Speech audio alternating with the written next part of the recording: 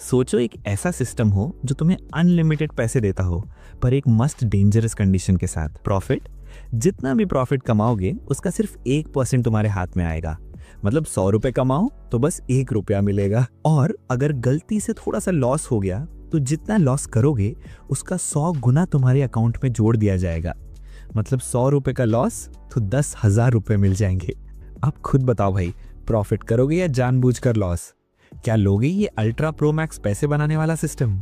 पाइशन एकदम यूजलेस हार गया इंसान है जो अपनी जिंदगी लो पेइंग डिस्गस्टिंग जॉब्स में गुजार रहा है। यूनिवर्सिटी से ग्रेजुएट होते ही उसने कई कंपनीज में कुत्ते की तरह काम करना शुरू कर दिया। अब तक उसने हर तरह के हॉरिबल बॉस देख लिए हैं और वर्कप्लेस की रूथलेस पॉलिटिक्स का अनुभव किया है, जैसे आप जैसे अनएम्प्लॉयड या अनएजुकेटेड लोग शायद कभी समझ ही नहीं पाएंगे। वो अपने ऑफिस की तरफ जा रहा है और मुश्किल से ट्रेन पकड़ पाता है, ऑलमोस्ट स्क्वीज होकर। जब वो कंपनी पहुंचता है तो चेक इन में बस 5 सेकंड बचे होते हैं। वो फुल स्पीड दौड़ता है और समय से चेक इन कर लेता है, इससे पहले कि वो किसी इडियट की तरह फेस प्लांट कर जाए। क्लॉक में दोपहर का समय हो गया है और कियान के सामने एक चैलेंज है जिसे वो रोज हैंडल करता है, यानी लंच में क्या ऑर्डर करे। उसकी फाइनेंशियल स्ट्रगल उसे अवेलेबल डिस्काउंट देकर काफ़ी गुस्सा दिलाती है और वो सबसे चीप ऑप्शन चूज कर लेता है। लंच करने के बाद वो गेमिंग शुरू कर देता है क्योंकि लंच ब्रेक में अभी कुछ एक्स्ट्रा टाइम बाकी है। जैसे ही उसे अपने डिस्गस्टिंग बॉस का रिफ्लेक्शन अपने कॉफ़ी कप पर दिखाई देता है, उसकी सारी खुशी वैनिश हो जाती है। वो तुरंत अपने ऑफिस टैब बदल देता है, जैसे हम PG-18 कंटेंट को हाइड कर देते हैं पेरेंट्स दिखाई दे तो। कंप्यूटर स्क्रीन पर कोई रैंडम मीम दिखाई देता है। बॉस एक पल के लिए मॉन्स्टर की तरह उसके ऊपर होवर करता है और फिर काम करते हुए दूर चला जाता है। कियान तुरंत गेमिंग टैब पर वापस चला जाता है, लेकिन बॉस फिर से आता है। वो फिर से वर्क टैब पर चला जाता है और बॉस के जाने के बाद वापस गेमिंग में। वे ब्रेक खत्म होने तक ये मिनी गेम खेलते रहते हैं और कियान थककर अपनी डेस्क पर फ्लॉप हो जाता है। फाइनली जब शाम के 6 बजते हैं, वो ऑफिस से भागने की कोशिश करता है। अपने बैकपैक को सुपर हीरो की तरह उठाता है, मानो किसी को मॉन्स्टर से बचाने जा रहा हो। लेकिन तभी उसका फैट बॉस सामने आ जाता है और उसे रियलिटी फेस करनी पड़ती है। बॉस पूछता है, क्या तुमने प्रेजेंटेशन स्लाइड्स पूरी कर ली? और कियान पूछता है, व्हाई टुडे? डेडलाइन तो वेंसडे है। बूढ़ा आदमी पलटकर पूछता है, तो पहले क्यों नहीं कर सकते? और कियान एक स्टबर्न सिग्मा बन जाता है। यहाँ दिखाऊं बेयर चेस्ट सिग्मा मीम, जो उसके कंप्लीट ऑपोजिट है और जिंदगी में पहली बार अपने बॉस से बोलता है। स्पिक्स फैमिली को आनिया की स्माइल वाला मीम दिखाओ जब कियान मुस्कुराता है। पूरा ऑफिस शॉक्ड पिकाचू फेस में बदल जाता है, मीम दिखाओ, जबकि कियान बॉस की बात पर क्लैप करता रहता है। फैट डायनासोर उसे जॉब से थ्रेटन करता है, लेकिन कियान केयर फ्री निकल जाता है। वापस आते हुए वो एक गॉर्जियस लड़की को विंक करता है और पूरा ऑफिस उसके लिए पागल हो जाता है। लेकिन ऑब्वियसली ये सब उसका हेलुसिनेशन था। असली रूप में वो हम्बल ओमेगा है जो अपने सराउंडिंग्स के साथ जेंटल रहता है। वो बॉस के ऑर्डर्स फॉलो करता है और वेट कैट की तरह अपनी चेयर पर वापस बैठ जाता है। एवरीवन लीव करने के बाद भी वो काम करता रहता है।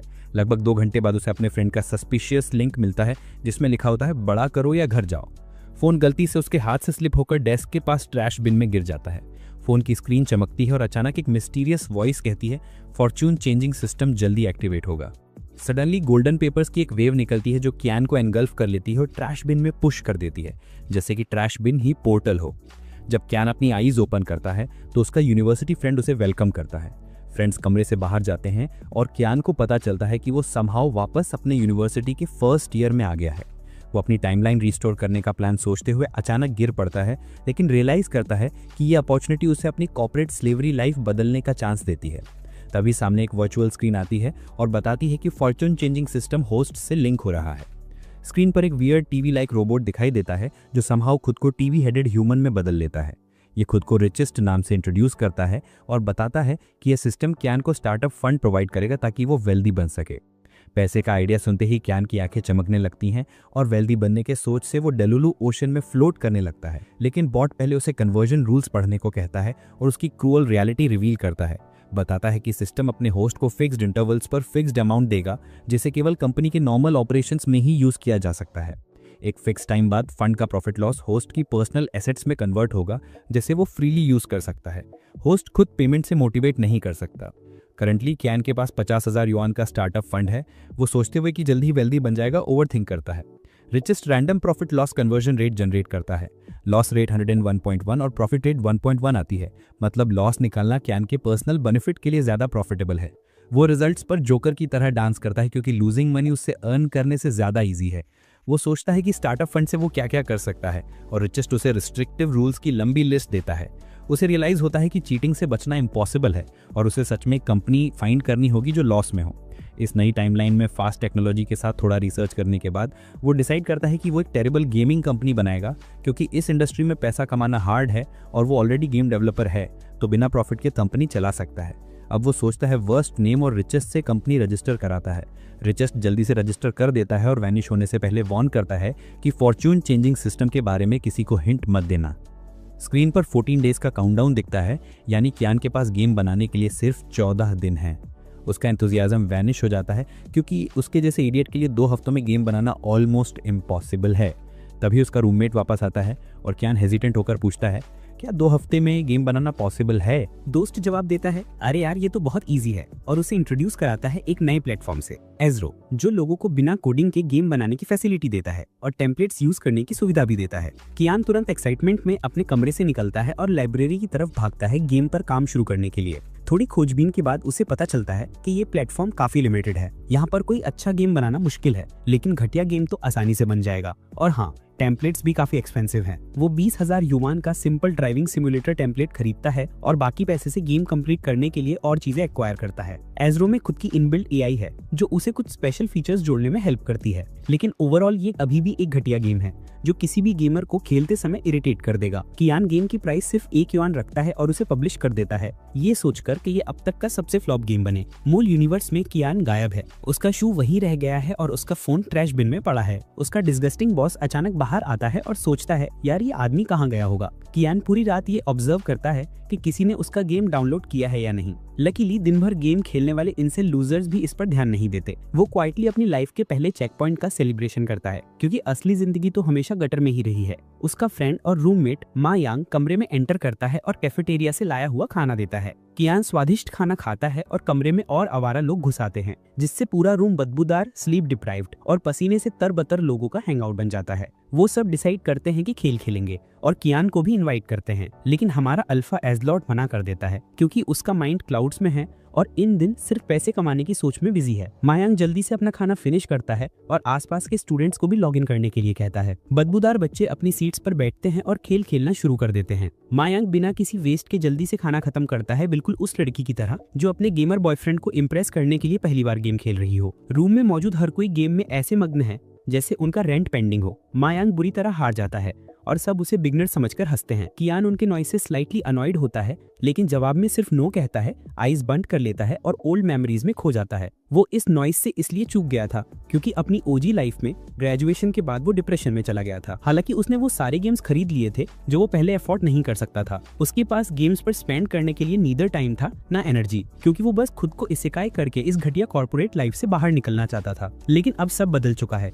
और कियान ने इल्यूजन की एक नई कला में मास्टरी हासिल कर ली है, जिससे वो हर समय वेल्दी बनने के सपने देख सकता है। वो अभी से सोचने लगता है कि 50,000 युआन जीतने के बाद वो इन पैसों का क्या करेगा। सबसे पहले डिसाइड करता है कि एक हाई एंड कंप्यूटर परचेज करेगा और बाकी पैसे सोशलाइजिंग और नेटवर्किंग में इन्वेस्ट करेगा। लेकिन तभी एक फैट शुगर बेबी के आने से उनकी मेंटल फैन फिक्शन थ्रेटन्ड हो जाती है। वो वास्तव में शुगर बेबी है या नहीं ये हमारी नॉलेज से बाहर है, लेकिन उन्हें ये हाई टाइटल इसलिए मिला क्योंकि वो अपने बिलीबिली के सब्सक्राइबर्स को शुगर डैडी कहते हैं। वो बिलीबिली का कंटेंट क्रिएटर है, मूलतः चाइना का यूट्यूबर, और उनका मोस्ट पॉपुलर शो है बैड गेम रोस्ट, जिसमें वो ट्रैश गेम्स की रिव्यू करती हैं। हालांकि वो अभी भी ब्रोक हैं, क्योंकि बैड गेम क्रिटिसिज्म से कोई अमीर नहीं बनता। न्यू गेम्स को ट्रैश में ढूंढते हुए उनकी नजर कियान के डम्पस्टर टियर गेम पर पड़ती है। इंट्रोडक्शन काफी इंटरेस्टिंग लगता है, इसलिए वो गेम पर क्लिक करती है, जो उसे बिना किसी मेन्यू या स्टार्ट पेज के सीधा गेमिंग स्क्रीन पर ले जाता है। इनिशियली ये थोड़ा मजेदार लगता है, लेकिन एंटरटेनमेंट सिर्फ कुछ मिनट्स का होता है और वो रैंडम रीजन से मरने लगता है। लेकिन उसकी माँ ने कभी हार मानने वाला कोई नहीं पाला, इसलिए वो घंटों खेलता रहता है, बार बार मरता रहता है। गेम उसे इतना फ्रस्ट्रेट करता है कि वो क्रिएटर को चोक करने वाला मीम अप्लाई करना चाहता है,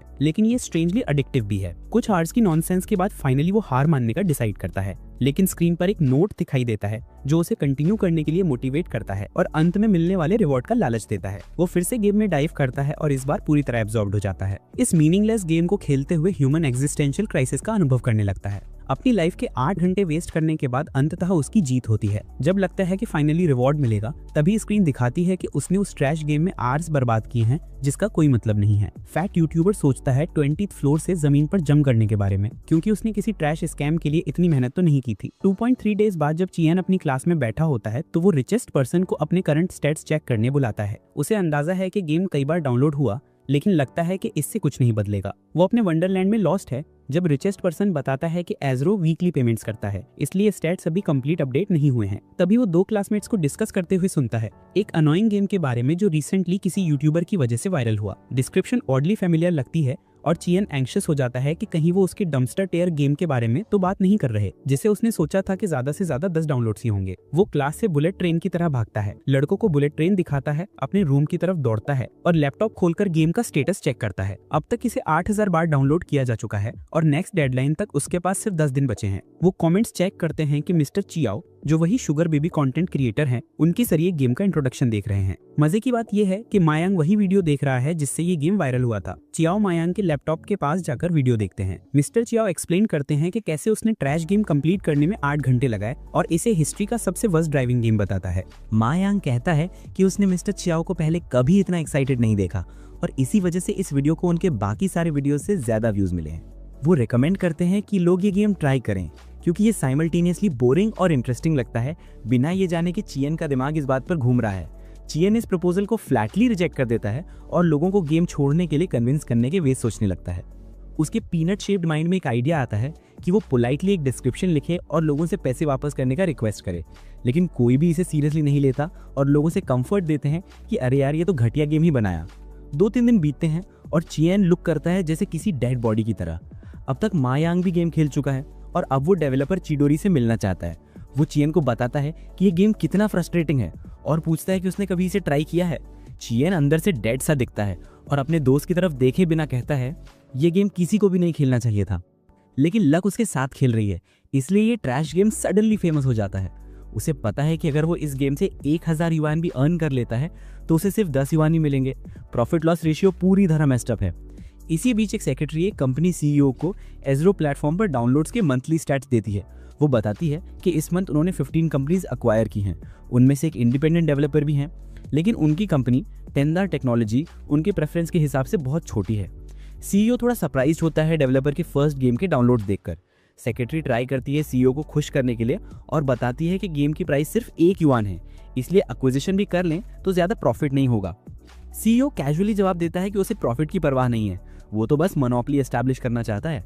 वो सेक्रेटरी को इंस्ट्रक्ट करता है कि कंपनी पर क्लोज वॉच रखे, लेकिन लड़की रिप्लाई में कंप्लेन करती है कि उसने उसका नाम गलत लिखा है। उसकी प्रोवोकेटिव बिहेवियर से इरिटेटेड होकर सीईओ तुरंत उसे फायर कर देता है, अपनी रियल सिग्मा कैपेबिलिटीज दिखाते हुए। यहाँ डालो सिग्मा मीम। डेडलाइन पर चियन आखिरी बार होप करता है कि समहाउ उसे लॉस मिले, लेकिन इंटरनेट पर कुछ भी नहीं होता। उसके 70,000 डाउनलोड्स हो जाते हैं, जिससे उसे प्राइवेट यूज के लिए सिर्फ 700 युआन मिलते हैं। बस यूं ही पड़े पड़े बिना कुछ किया अमीर बनने का उसका ड्रीम साइटमापन से डिस्ट्रॉय हो जाता है। बताने की जरूरत नहीं कि नेक्स्ट राउंड के लिए कंपनी अकाउंट में $300,000 का एक्स्ट्रा फंड ऐड हो जाता है, यानी अब उसे अपने लिए पैसे अर्न करने के लिए $300,000+ लूज करना होगा। रिचेस्ट सिस्टम चियन को नेक्स्ट राउंड के लिए 30 डेज की टाइमलाइन देता है और फिर वैनिश हो जाता है। चियन एक डिस्ट्रेस लड़की की तरह नीज पर गिर जाता है और अपने लाइफ डिसीजंस पर सोचने लगता है। इतनी मेहनत करने के बाद भी उसने सिर्फ 700 युआन कमाए। वो बस एक हैप्पी और यूजलेस इंसान बनना चाहता है जिसे बिना एफर्ट के सब कुछ मिल जाए। अब भी वो यूजलेस है लेकिन खुश नहीं। इस बार उसे फुल 300,000 लूज करने का कोई तरीका ढूंढना होगा। माँ यांग ऊपर वाले बंक से नीचे देखती है और चियन को खेलने के लिए इन्वाइट करती है। चियन मुंह बनाता है, जिससे यांग सोचती है कि वो लड़का रिलेशनशिप्स में ऑकवर्ड है क्योंकि वो पहले जैसा ही रूड है। फाइनली वो एक्सेप्ट करता है कि प्रॉफिट लॉस की चिंता उसे कहीं नहीं ले जा सकती। चियन के खेलने की न्यूज़ सुनकर उसके रूममेट्स अपने ब्लैंकेट से बाहर निकल आते हैं। अफसोस, चियन की एक्स्ट्रॉर्डिनरी गेमिंग स्किल्स दिखाने के बावजूद उनकी टीम हारी जाती है और हार का ब्लेम कोई और नहीं बल्कि मिस्टर यूजलेस मायांग है। पूरा ग्रुप उस पर अटैक करता है क्योंकि वो ट्रैश गेम खेलता है और हर बार उन्हें हराता है। मायांग चियन को बचाव के लिए बुलाता है, लेकिन चियन एक्सप्लोड हो जाता है और उसे प्रोफेशनली तरीके से यूजलेस कहता है। ये प्रोफेशनल डेडवेट टर्म उसके दिमाग में बल्ब जला देता है और वो डिसाइड करता है कि वो अपने फ्रेंड की यूजलेसनेस का फायदा उठाएगा। उसे लगता है कि ये आइडिया सोचकर वो बहुत टैलेंटेड है। जब मायांग अपने ड्रीम लैंड में खोया हुआ था, शायद किसी यूनिकॉर्न के बारे में ड्रीम देख रहा था, चियन उसकी क्रीपी स्माइल से उसे जगाता है और ऐसा बिहेव करता है जैसे वो उस लड़के के साथ टीज करने वाला हो। उसने वास्तव में ऐसा किया। नेक्स्ट डे भी क्लास में चियन यांग को ऐसे ऑब्जर्व करता है जैसे अंकल अपने नेफ्यू को देखते हैं। यांग सोचती है कि वो सच में उस आदमी से डर रही है। इस बीच दूसरा गाय सिर्फ अपनी स्टुपिडिटी का यूज करने के बारे में सोचता है। कैफेटेरिया वाला भी चियन को यांग के फेस पर चीक्स रब करते हुए देखता है और सोचता है कि यहाँ कुछ रेनबो नॉनसेंस चल रही है। यांग आखिरकार अपनी लिमिट क्रॉस करता है और एंग्री होकर चियन से पूछता है कि आखिर उसे चाहिए क्या। चियन अपनी डेजर्ट लविंग साइड दिखाते हुए यांग का हाथ पकड़ता है और कहता है कि वो उसे चाहता है। कैफेटेरिया में सभी एक मोमेंट के लिए साइलेंट हो जाते हैं, फिर अपने फोन्स निकालते हैं और फुजोसी लव रिएक्शन मीम्स कैप्चर करना शुरू कर देते हैं। महायांग बच्चे की तरह रोता है, सोचकर कि चियन उसे किस किस चीज के लिए चाहता होगा। पूरे दिन की मिसअंडरस्टैंडिंग के बाद पेई चियन उसे गे हिंट्स देना बंद करता है और बताता है कि वो असल में यांग से क्या चाहता है। वो रिवील करता है कि वो एक गेम बनाने का प्लान कर रहा है और यांग से हेल्प चाहता है। फ्रेंडशिप की वजह से यांग रेडी है हेल्प करने के लिए, लेकिन उसे कोई उम्मीद नहीं है क्योंकि गेम बनाने में बहुत पैसा स्पेंड होगा। इसके अलावा उसे इस फील्ड में कोई एक्सपीरियंस नहीं है। यांग अपना आंसर देते हुए चला जाता है। उसे रोकने के लिए चियन ड्रामेटिकली अनाउंस करता है कि लोनली डेजर्ट रोड वही क्रिएट किया था। ये रेवलेशन सिर्फ यांग को स्टॉप नहीं करता, बल्कि उसे पास के डोर से शव करके नीज पर गिरा देता है। वो उस पल पे कियान का सबसे बड़ा सपोर्टर बन जाता है और तुरंत उसके साथ काम करने के लिए रेडी हो जाता है। दोनों हाथों में हाथ डालकर अपनी आने वाली फिल्म की सक्सेस के लिए मेहनत करने का रिजॉल्व करते हैं। बाहर से देखने पर ऐसा लगता है जैसे वो बस खाली समय में एक दूसरे के शरीर को एक्सप्लोर कर रहे हों। मायांग कुछ कोडिंग बुक्स खरीदता है जो इन्हें गेम डेवलपमेंट सीखने में मदद कर सकती हैं, लेकिन वे भी उसकी तरह ही यूजलेस हैं क्योंकि गेम बनाने के लिए वे ईजरो एक नो कोड प्लेटफॉर्म का इस्तेमाल करेंगे। पे कियान उसे एडवाइस करता है कि किताबें पढ़ना वैसे भी बेनिफिशियल है, लेकिन मायांग एक शब्द पढ़ते ही ड्रीम लैंड में लौट जाता है। कियान को बस उसका अनबिलीवेबल होना पसंद है। वो चाहता है कि मायांग अगले 30 दिनों तक आइडल रहे और उसके लिए पूरा पैसा लूज करे। कियान सुबह उठते ही काम पर लग जाता है। उसके दिमाग में एक ही सवाल घूमता है कि वो ऐसा गेम कैसे बनाए जिससे फाइनेंशियल लॉस मैक्सिमाइज हो। क्योंकि प्लेयर्स लोनली डेजर्ट रोड को टेंगडा टेक्नोलॉजी से कनेक्ट करने लगे हैं, इसलिए जो भी गेम वो बनाएगा उसे लोग जरूर नोटिस करेंगे। लेकिन उसके दिमाग में कोई आइडिया नहीं आ पा रहा क्योंकि उसके रूममेट के स्टिंकी सॉक्स बालकनी में पड़े हैं और उसका माइंड ब्लॉक्ड है। वो सिर्फ 3 लाख युआन से कोई बड़ा गेम नहीं बना सकता और बिना गेम बनाए वो अपनी रकम भी स्पेंड नहीं कर सकता क्योंकि फाइन लगेगा। इंडी गेमर्स और मोबाइल गेमर्स की अलग अलग प्रेफरेंसेस की वजह से उसे एक मोबाइल गेम बनाने का आइडिया आता है। वो रिसर्च करता है कि आजकल किस टाइप के मोबाइल गेम्स पॉपुलर हैं और उसे कार्ड गेम का कॉन्सेप्ट सूझता है। कार्ड गेम की शुरुआत चाइना में हुई थी और धीरे धीरे उन्होंने डिजिटल रूप ले लिया। अब गेमर्स को turn based collectible card games खेलने का मौका मिलता है। स्मार्टफोन्स हर जगह होने की वजह से कार्ड गेम्स एंटरटेनमेंट का एक पॉपुलर ऑप्शन बन गए हैं। कियान इस आइडिया को छोड़ने के बारे में सोचता है क्योंकि वो ऐसी स्टाइल में गेम नहीं बनाना चाहता जो ऑलरेडी पॉपुलर हो। लेकिन पॉपुलैरिटी की वजह से कई इंडिपेंडेंट डेवलपर्स भी इस रेस में जंप कर चुके हैं, लेकिन वे कुछ नया नहीं लाते, सिर्फ पॉपुलर कार्ड गेम्स की कॉपी करते हैं। इसी वजह से कार्ड गेम मार्केट बहुत कम्पिटिटिव और रूथलेस हो गया है। फाइनली कियान डिसाइड करता है कि वो एक और कुकी कटर गेम बनाएगा। वो मायांग को जगाता और उसे काम पर लगने के लिए कहता है। वो मायांग को बताता है कि गेम का इंटरफेस डिजाइन करने के लिए प्रोफेशनल यूआई डिजाइनर्स हायर करेगा। मायांग सजेस्ट करता है कि बेसिक डिजाइन्स ऑनलाइन मिल जाएंगे और यूआई में सिर्फ माइनर ट्विक्स करने होंगे। उसे नहीं पता कि पे कियान के पास $300,000 हैं जिन्हें उसे हर हाल में स्पेंड करना है। मायांग खुद को सेंट लाइक दिखाता है और कन्विंस करता है कि पैसे की कोई समस्या नहीं है। वो पूरी जमा पूंजी गेम में इन्वेस्ट करने को तैयार है। मायोंग इस सोच से मोटिवेटेड होकर पे कियान के नाइव डॉग होने की आइडेंटिटी और स्ट्रेंथन करता है। कियान उसे गेम की स्टोरी लिखने की फ्रीडम भी देता है, लेकिन गेम में अब तक के सबसे popular card game QQ3 kingdoms के कैरेक्टर्स ही स्क्रीन पर दिखाए जाते हैं। मायोंग इस आइडिया पर थोड़ा डाउट करता है क्योंकि पॉपुलर गेम के कैरेक्टर्स से अपनी स्टोरी बनाना डिजास्टर में बदल सकता है और यही पे कियान चाहता भी है। अपनी मिस्चीवियस स्माइल छिपाते हुए पे कियान काइंड सेंसेई का मास्क पहनता है और उसे कन्विंस करता है कि हर इनोवेशन पर पहले लोगों को डाउट होता है। मायोंग अभी थोड़ा अनसर्टेन है क्योंकि वे QQ3 किंगडम्स के कैरेक्टर्स बेयरली जानता है। इस रेवलेशन से कियान की खुशी 9000 लेवल क्रॉस कर जाती है और वो मायोंग को अश्योर करता है कि इससे वो ज्यादा फ्रीली क्रिएशन कर पाएगा। वो उसे इमेजिनेशन उड़ाने के लिए और एक्सपेरिमेंट करने के लिए इंस्ट्रक्ट करता है। मायोंग धीरे धीरे कैरेक्टर्स के बारे में अपनी बिजार परसेप्शन पेश करता है जो एक के बाद एक नॉनसेंस है। उनके कैरेक्टर्स के पैथेटिक पोर्ट्रेल को देखकर कियान उन्हें इस जनरेशन का आइंस्टाइन डिक्लेयर करता है। साथ ही वो उन्हें अपनी डॉलर स्टोर स्पेशल कंपनी में फुल टाइम एम्प्लॉइज भी अपॉइंट करता है जहां उनका मंथली सैलरी 3000 युआन है। दूसरी तरफ एक नया एनालिस्ट मिस्टर ली को बताता है कि QQ3 किंगडम्स डिक्लाइन कर रहा है क्योंकि रेयर कार्ड्स निकालने की रेट बहुत लो है। CEO रिप्लाई करता है कि यही तो इसे एडिक्टिव बनाता है। प्लेयर्स रेयर कार्ड्स निकालने में फेल होते हैं और गेम के एडिक्टेड हो जाते हैं। वो आदेश देता है कि इसे वैसे ही रहने दो और गेम के डिक्लाइन की चिंता मत करो। एनालिस्ट एक और रिपोर्ट पेश करता है। वो बताता है कि टेंगडा टेक्नोलॉजी जिस कंपनी पर वो मॉनिटर कर रहे हैं भी कार्ड गेम्स में एंटर करने की कोशिश कर रही है और वे QQ3 किंगडम्स की राह पर चल रहे हैं। मिस्टर ली एक इविल एनिमे विलन की तरह स्माइल करता है, एक्साइटेड है कि ये इंडी कंपनी उनका ध्यान अट्रैक्ट करने की कोशिश कर रही है। एक ग्रम्पी CEO होने के नाते वो किसी ट्रिवियल रीजन से नए एनालिस्ट को भी फायर कर देता है। जब सब सो रहे होते हैं तो पे कियान अपनी डेलुलु लैंड में बैठा सोचता है कि इस बार उसे $300,000 का लॉस जरूर होगा। मायोंग की नॉनसेंसिकल स्टोरी के साथ उसे बस एक नए आर्टिस्ट चाहिए जो सबसे अगली डिजाइन बनाए ताकि एवरीवन गेम से हेट कर दे। इस बार वो बहुत ऑप्टिमिस्टिक है और ध्यान नहीं देता कि लक उसके साथ खेलने की यूनिक तरीके अपना रही है। कियान योंग को खाना खिलाता है जिसके लिए योंग बहुत थैंकफुल है क्योंकि उसे पहले ही 3000 युआन मिल चुके हैं। वो उसे 3000 युआन देता है क्योंकि सिस्टम इससे ज्यादा अलाउ नहीं करता, वरना वो और भी देता। कियान नेक्स्ट टाइम उसे बारबेक्यू फीड करने का भी ऑफर करता है। योंग सोचता है कि 3 किंगडम्स के कैरेक्टर्स को फीमेल में बदल दें, लेकिन कियान इमीडिएटली रिजेक्ट कर लेता है क्योंकि ये पहले ही एक एनिमे में इस्तेमाल हो चुका है और अगर फीमेल कैरेक्टर्स होंगे तो ओटाकू ट्रोल जरूर डाउनलोड करेंगे। वो अपनी रिफ्यूजल जस्टिफाई करता है कि इससे उनकी यूनिकनेस डिस्ट्रॉय हो जाएगी।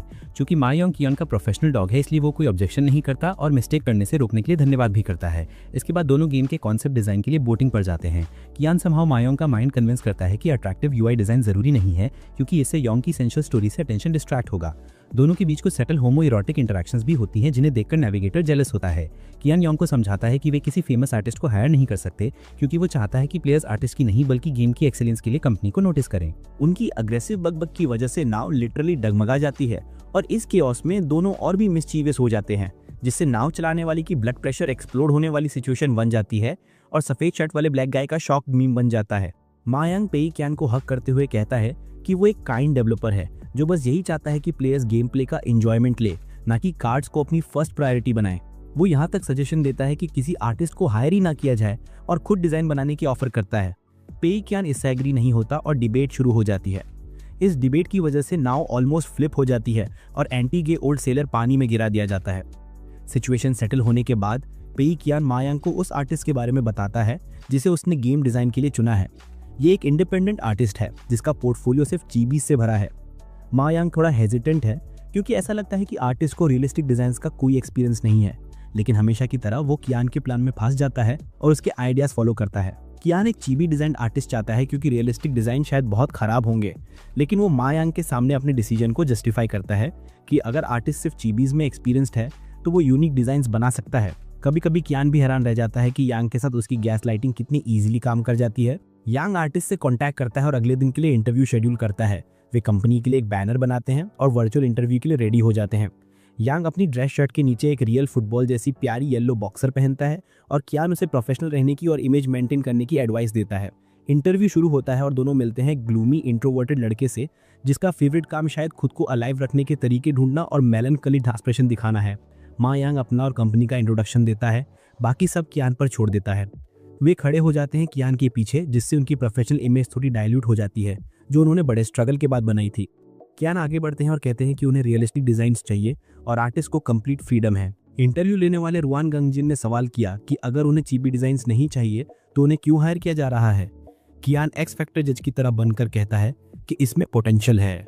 गंगजिन कहते हैं कि वो एक सेट के लिए पूके येन लेंगे और मा यांग इस ऑफर पर इरिटेट हो जाता है और उन्हें ग्रीडी डिक्लेयर करता है। दूसरी तरफ कियान एक बिजनेस टाइकून की तरह बिहेव करता है जिसे फोर्ब्स ने अभी बिलियनियर डिक्लेयर किया है। वो कहता है कि $2000 बहुत कम है। वो आगे कहता है कि उसे आर्ट डिजाइन चाहिए जो ऑर्डिनरी से हटके हो, इसलिए वो ज्यादा पे करने को रेडी है। वो ऑफर बढ़ाकर 3500 येन करता है जिसे गंगजिन और मा यांग की आंखें फटी की फटी रह जाती हैं। गंगजिन 3500 येन पर सेटल करता है और रिचेस्ट कियान के शोल्डर पर आकर उसे वार्न करता है कि अननेसेसरली प्राइस इंक्रीज ना करे, गन पॉइंट पर प्रेशर डालता है। इसलिए कियान के पास प्राइस एडजस्टमेंट कॉस्ट ऐड करने के अलावा कोई ऑप्शन नहीं बचता। इसके बाद रिचेस्ट वैनिश हो जाता है और कियान डीप ब्रेथ लेता है। वो खुद को मास्टरमाइंड समझकर रिचेस्ट को फूल कर देता है क्योंकि शुरुआत से ही कोई रिवीजन नहीं चाहता था। गंगजिन जो भी फेक डिजाइन लाएगा वही काम करेगा। इंटरव्यू के एंड में गंगजिन रेफरेंस मांगता है ताकि उसे आइडिया हो कि कंपनी क्या एक्सपेक्ट कर रही है, लेकिन कियान उसे फ्रीली ड्रॉ करने के लिए कहता है। वो उसकी फ्लैटरी भी करता है और कहता है कि उसे आर्टिस्ट की चॉइस और प्रोफेशनल स्टाइल पर फुल ट्रस्ट है, जिससे इंट्रोवर्टेड फील बॉय इमोशनल होकर रोने लगता है। उसने कभी सोचा भी नहीं था कि एक दिन उसे अपने काम के लिए इतनी हाई प्राइस मिलेगी। ये मोमेंट उसे इस ग्लूमी सैड बॉय वाले ड्रामे को एंड करने के लिए और काम पर फोकस करने के लिए मोटिवेट करता है। दूसरी तरफ कियान यांग को आर्ट डिजाइन सुपरवाइज करने के लिए अपॉइंट करता है क्योंकि वो गेम प्ले पर बिजी रहेगा। यांग जो अब तक कियान के एक्सप्लॉयटेशन से अनअवेयर था, खुशी खुशी ऑर्डर्स एक्सेप्ट कर लेता है और प्रॉमिस करता है कि वो बेस्ट एफर्ट देगा। मीनवाइल कियान इंटरनली कांग्रेचुलेट करता है खुद को कि उसने इनक्रेडिबल यांग को इनकॉम्पिटेंट गंगजिन की सुपरविजन हैंडल करने के लिए प्लान किया। लेकिन वो सिर्फ आर्ट स्टाइल पर ही डिपेंड नहीं रह सकता अगर गेम फेल होना है तो। वो प्राइस इंक्रीज करने के बारे में सोचता है ताकि अनएम्प्लॉयड आइडल लोग जिनके पास कुछ करने को नहीं है उसका गेम परचेस ना कर सकें। उसके दिमाग में उसके दो अल्टर ईगोस प्रकट होते हैं जो एडवाइस देते हैं जैसे चलते फिरते स्नैक्स हों, जबकि वो खुद असली रूप में एक शैडी थग लगता है। कार्ड प्लेइंग लवर्स को गेम ना खेलने का साइकोलॉजिकल फियर देने के लिए वो उन्हें लाइफ टाइम सब्सक्रिप्शन के साथ अनलिमिटेड पुल्स ऑफर करने का प्लान करता है, जिससे गेम बोरिंग हो जाएगा क्योंकि कार्ड प्लेइंग एंजॉयमेंट का मेन रीजन ही उनकी गैम्बलिंग टेंडेंसी है। वो खुद को टैलेंटेड मानकर अपनी पीठ थपथपाता है। नेक्स्ट स्टेप प्रैक्टिकल है गेम डिजाइन करना। उसे एक फेल प्रोजेक्ट मिलता है जो QQ3 किंगडम्स के कोर प्रिंसिपल्स की कॉपी करता है। वो तुरंत टेम्पलेट खरीद लेता है और उसे यूज करता है। इसमें अब तक के सबसे अगली विजुअल्स और इफेक्ट्स हैं, लेकिन यही कियान की खोज थी। दूसरी तरफ गंगजिन अपने आर्टिस्ट फ्रेंड्स के साथ बैठा है जो आर्ट डिज़ाइन में हेल्प करेंगे और कॉन्ट्रैक्ट रिक्वायरमेंट्स और कैरेक्टर डिस्क्रिप्शंस पढ़ रहे हैं। उन्हें यकीन नहीं हो रहा कि टेंगडा टेक्नोलॉजी ने ऐसे कैरेक्टर्स कैसे डिज़ाइन किए हैं। गंगजिन के फ्रेंड्स को तो ये लगता है कि स्कैम भी हो सकता है क्योंकि क्लाइंट इतना पैसा पे करने को रेडी नहीं है। गंगजिन बताता है कि उसके अकाउंट में पैसे ऑलरेडी डिपॉजिट हो चुके हैं, जो और भी शॉकिंग है। रिक्वायरमेंट्स टफ है लेकिन वो हमेशा के लिए चीबीज में स्टक नहीं रहना चाहता, इसलिए इसे कंप्लीट करेगा। उसके फ्रेंड्स अपने ग्लूमी फ्रस्ट्रेटेड दोस्त को आगे बढ़ते देखकर इंस्पायर्ड होते हैं और काम को सीरियसली लेने का डिसीजन लेते हैं। गंगजिन अपनी पर्सनल आर्ट स्टाइल वॉश और ऑयल पेंटिंग अडॉप्ट करने का डिसीजन लेता है, जिसे उसके फ्रेंड्स बहुत डिसअपॉइंटिंग मानते हैं। लेकिन गंगजिन को फुल कॉन्फिडेंस है क्योंकि डिज़ाइन की मेन नीड एपिक क्रिएशन है जो इस स्टाइल के साथ परफेक्टली मैच करती है।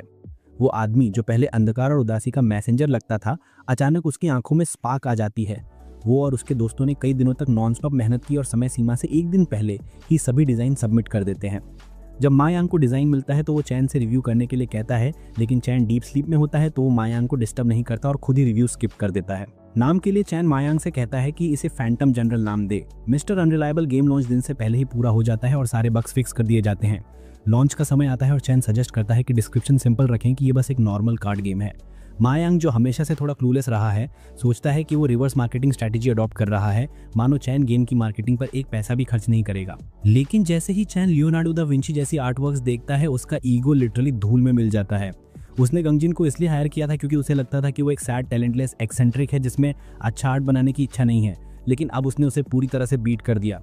चैन मनी मन हल्क बन जाता है, हर सामने आने वाली चीज को डिस्ट्रॉय करना चाहता है। वो चाहते हुए हल्क को चीजें क्रश करते हुए विजुलाइज करता है, लेकिन मा यांग सोचता है कि ये गुस्सा इसलिए है क्योंकि चैन ने गंगजिन को कम पैसे दिए, जबकि असल में चैन सिर्फ अपनी मनी और गंगजिन की लाइफ सिक्योर करना चाहता है। वो यांग को कहकर भगा देता है कि वो अकेला रहना चाहता है, जिससे यांग को लगता है कि चैन किसी साइकोलॉजिकल ट्रॉमा से गुजर रहा है। कई दिनों तक मेन कैरेक्टर की तरह फील करने के बाद चैन की आंखों में वेट कैट जैसे टीयर्स भर आते हैं।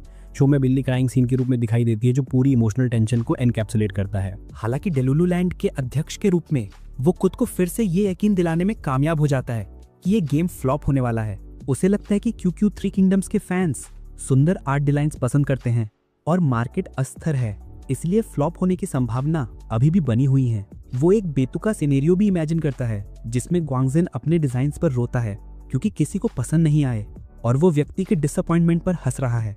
वो पक्का यकीन रखता है कि डेलुलु ही एकमात्र सलुलु है और इस बार भी वो इसी उम्मीद पर कायम रहेगा। और लकी बात यह है कि उसकी उम्मीद किसी तरह कामयाब हो जाती है क्योंकि अगले ही दिन गेम पर 100+ बैड रिव्यूज आ चुके थे। जो लोग इसे डाउनलोड करते हैं उन्हें ये बिल्कुल भी पसंद नहीं आया। उन्होंने कहा कि गेम प्ले कितना बोरिंग है और आर्ट डिजाइन गेम के एनवायरनमेंट से मैच नहीं करता। नकारात्मक रिव्यूज सुनते ही चैन का डिप्रेशन इंस्टेंटली दूर हो जाता है और उसका माइंड लिटरली 7th हेवन में पहुंच जाता है। मा यांग को लगता है कि वो आदमी पागल हो गया है जो इतनी एक्साइटमेंट के साथ इसके बारे में बात कर रहा है, और कहता है कि ऑब्वियसली किसी ने ट्रोल्स हायर किए हैं ताकि वो इन रियल रिव्यूज पर भरोसा ना करें। वो अपना कीबोर्ड वॉरियर मोड भी ऑन कर देता है और एक नेगेटिव रिव्यू का जवाब टाइप करता है, लेकिन चैन उसे रोक देता है क्योंकि रिव्यूज बहुत ज्यादा हैं और वो उन सभी का जवाब नहीं दे सकता। वो यांग से कहता है कि इसे हल्के में लें और गेम में होप बनाए रखें। यांग का बेवकूफ माइंड हमेशा की तरह चैन के बिहेवियर के लिए एक्सक्यूजेस बना देता है।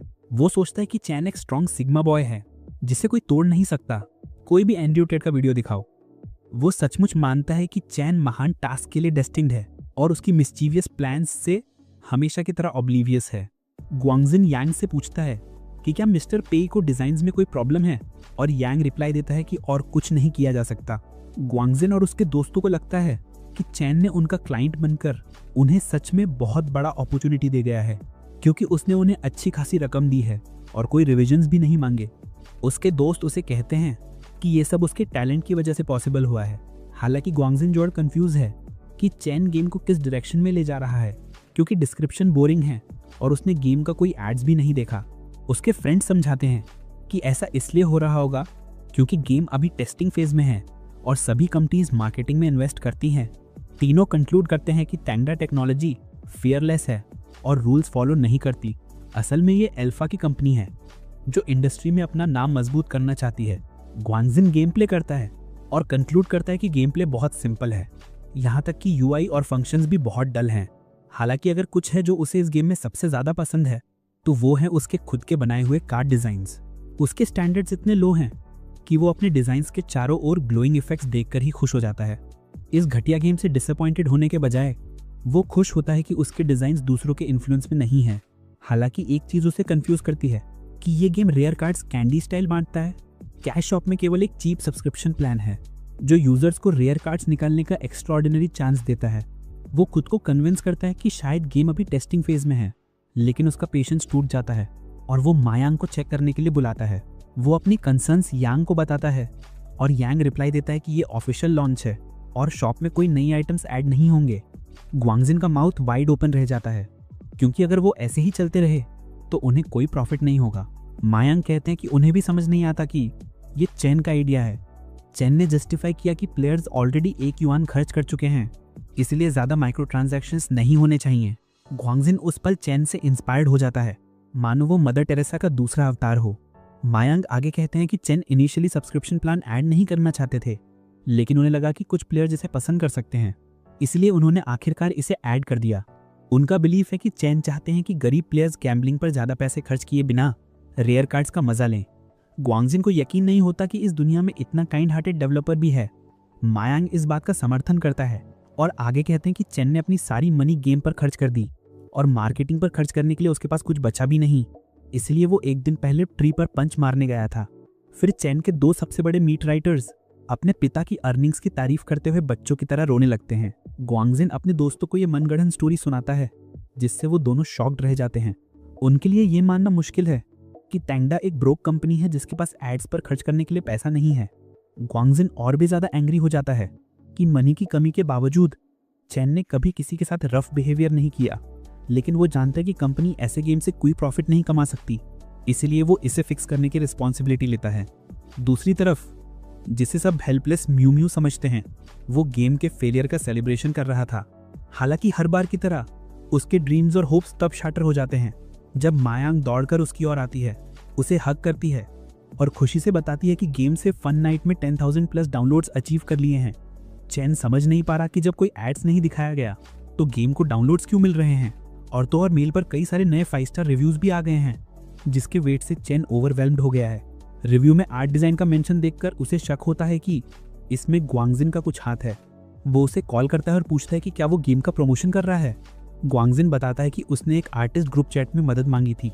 उसके फ्रेंड्स हैरान थे कि एक इंट्रोवर्टेड डिफीटेड इंसान जो कभी ग्रास भी टच नहीं करता सीधे लोगों से हेल्प मांग रहा था, लेकिन क्योंकि वो मायांग के साथ चैन का नंबर 1 ग्लेजर की होड़ में था, इसलिए वो हार मानकर प्रमोशन नहीं मांग सकता था। फिर गेम की बात फैली और ये ओवरनाइट वायरल हो गया। ग्वांगजिन को लगता है कि उसने एक रेवोल्यूशनरी माइलस्टोन अचीव किया, जबकि चैन अपनी सारी जनरेशन को कर्ज कर रहा था।